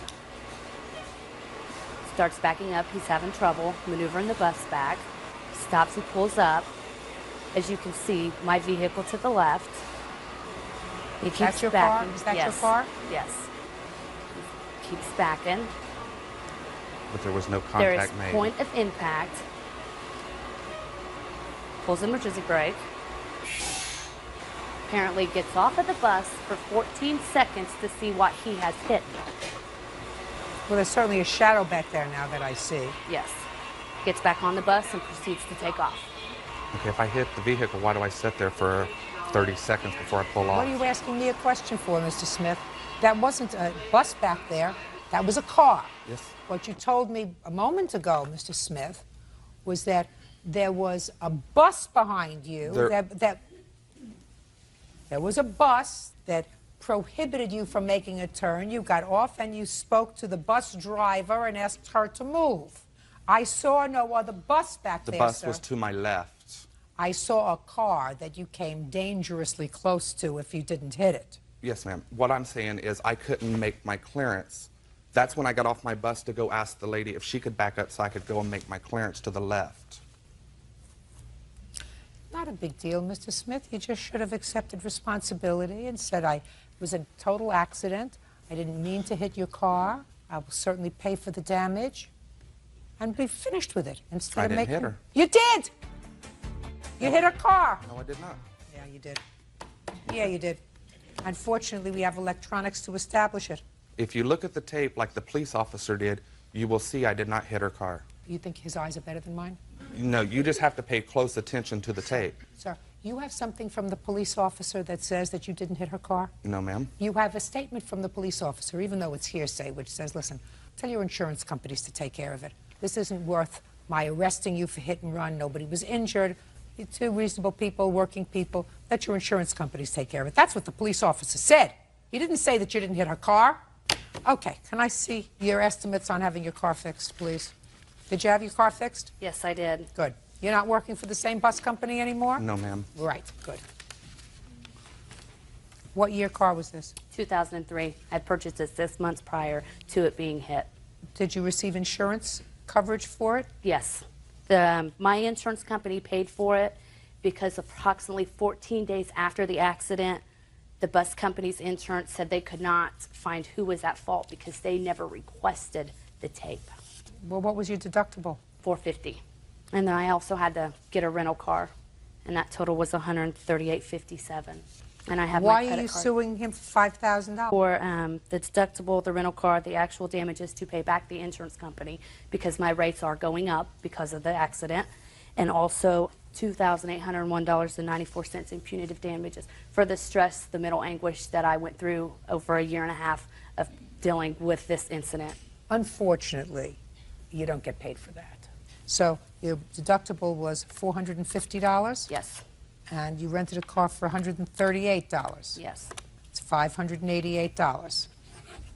Could have resolved the whole thing. I don't owe her a dime. You do too. I do You not. hit her car. I did not hit her car. And it may, Mr. Smith, be giving you the benefit of the doubt because this didn't look to me as if this was this kind of crash. It looked as if the bus was going very slowly and maybe you just eased into it with the bumper. But if you could see the damage, even if I eased into it, it's not going to cause that much damage. You have an expert that's going to testify to that, sir? I can get one. What did you think you were coming here for, a tea party today? This is it. You've been hucking around with this lady for well over a year. No, Pay her the $588. That's what you owe her. You were wrong. Say, I was wrong. I'm sorry. I know that that's sometimes hard, but that's what men do. I'm sorry. I was wrong. I should have resolved it then. That's all. Parties are excused. You may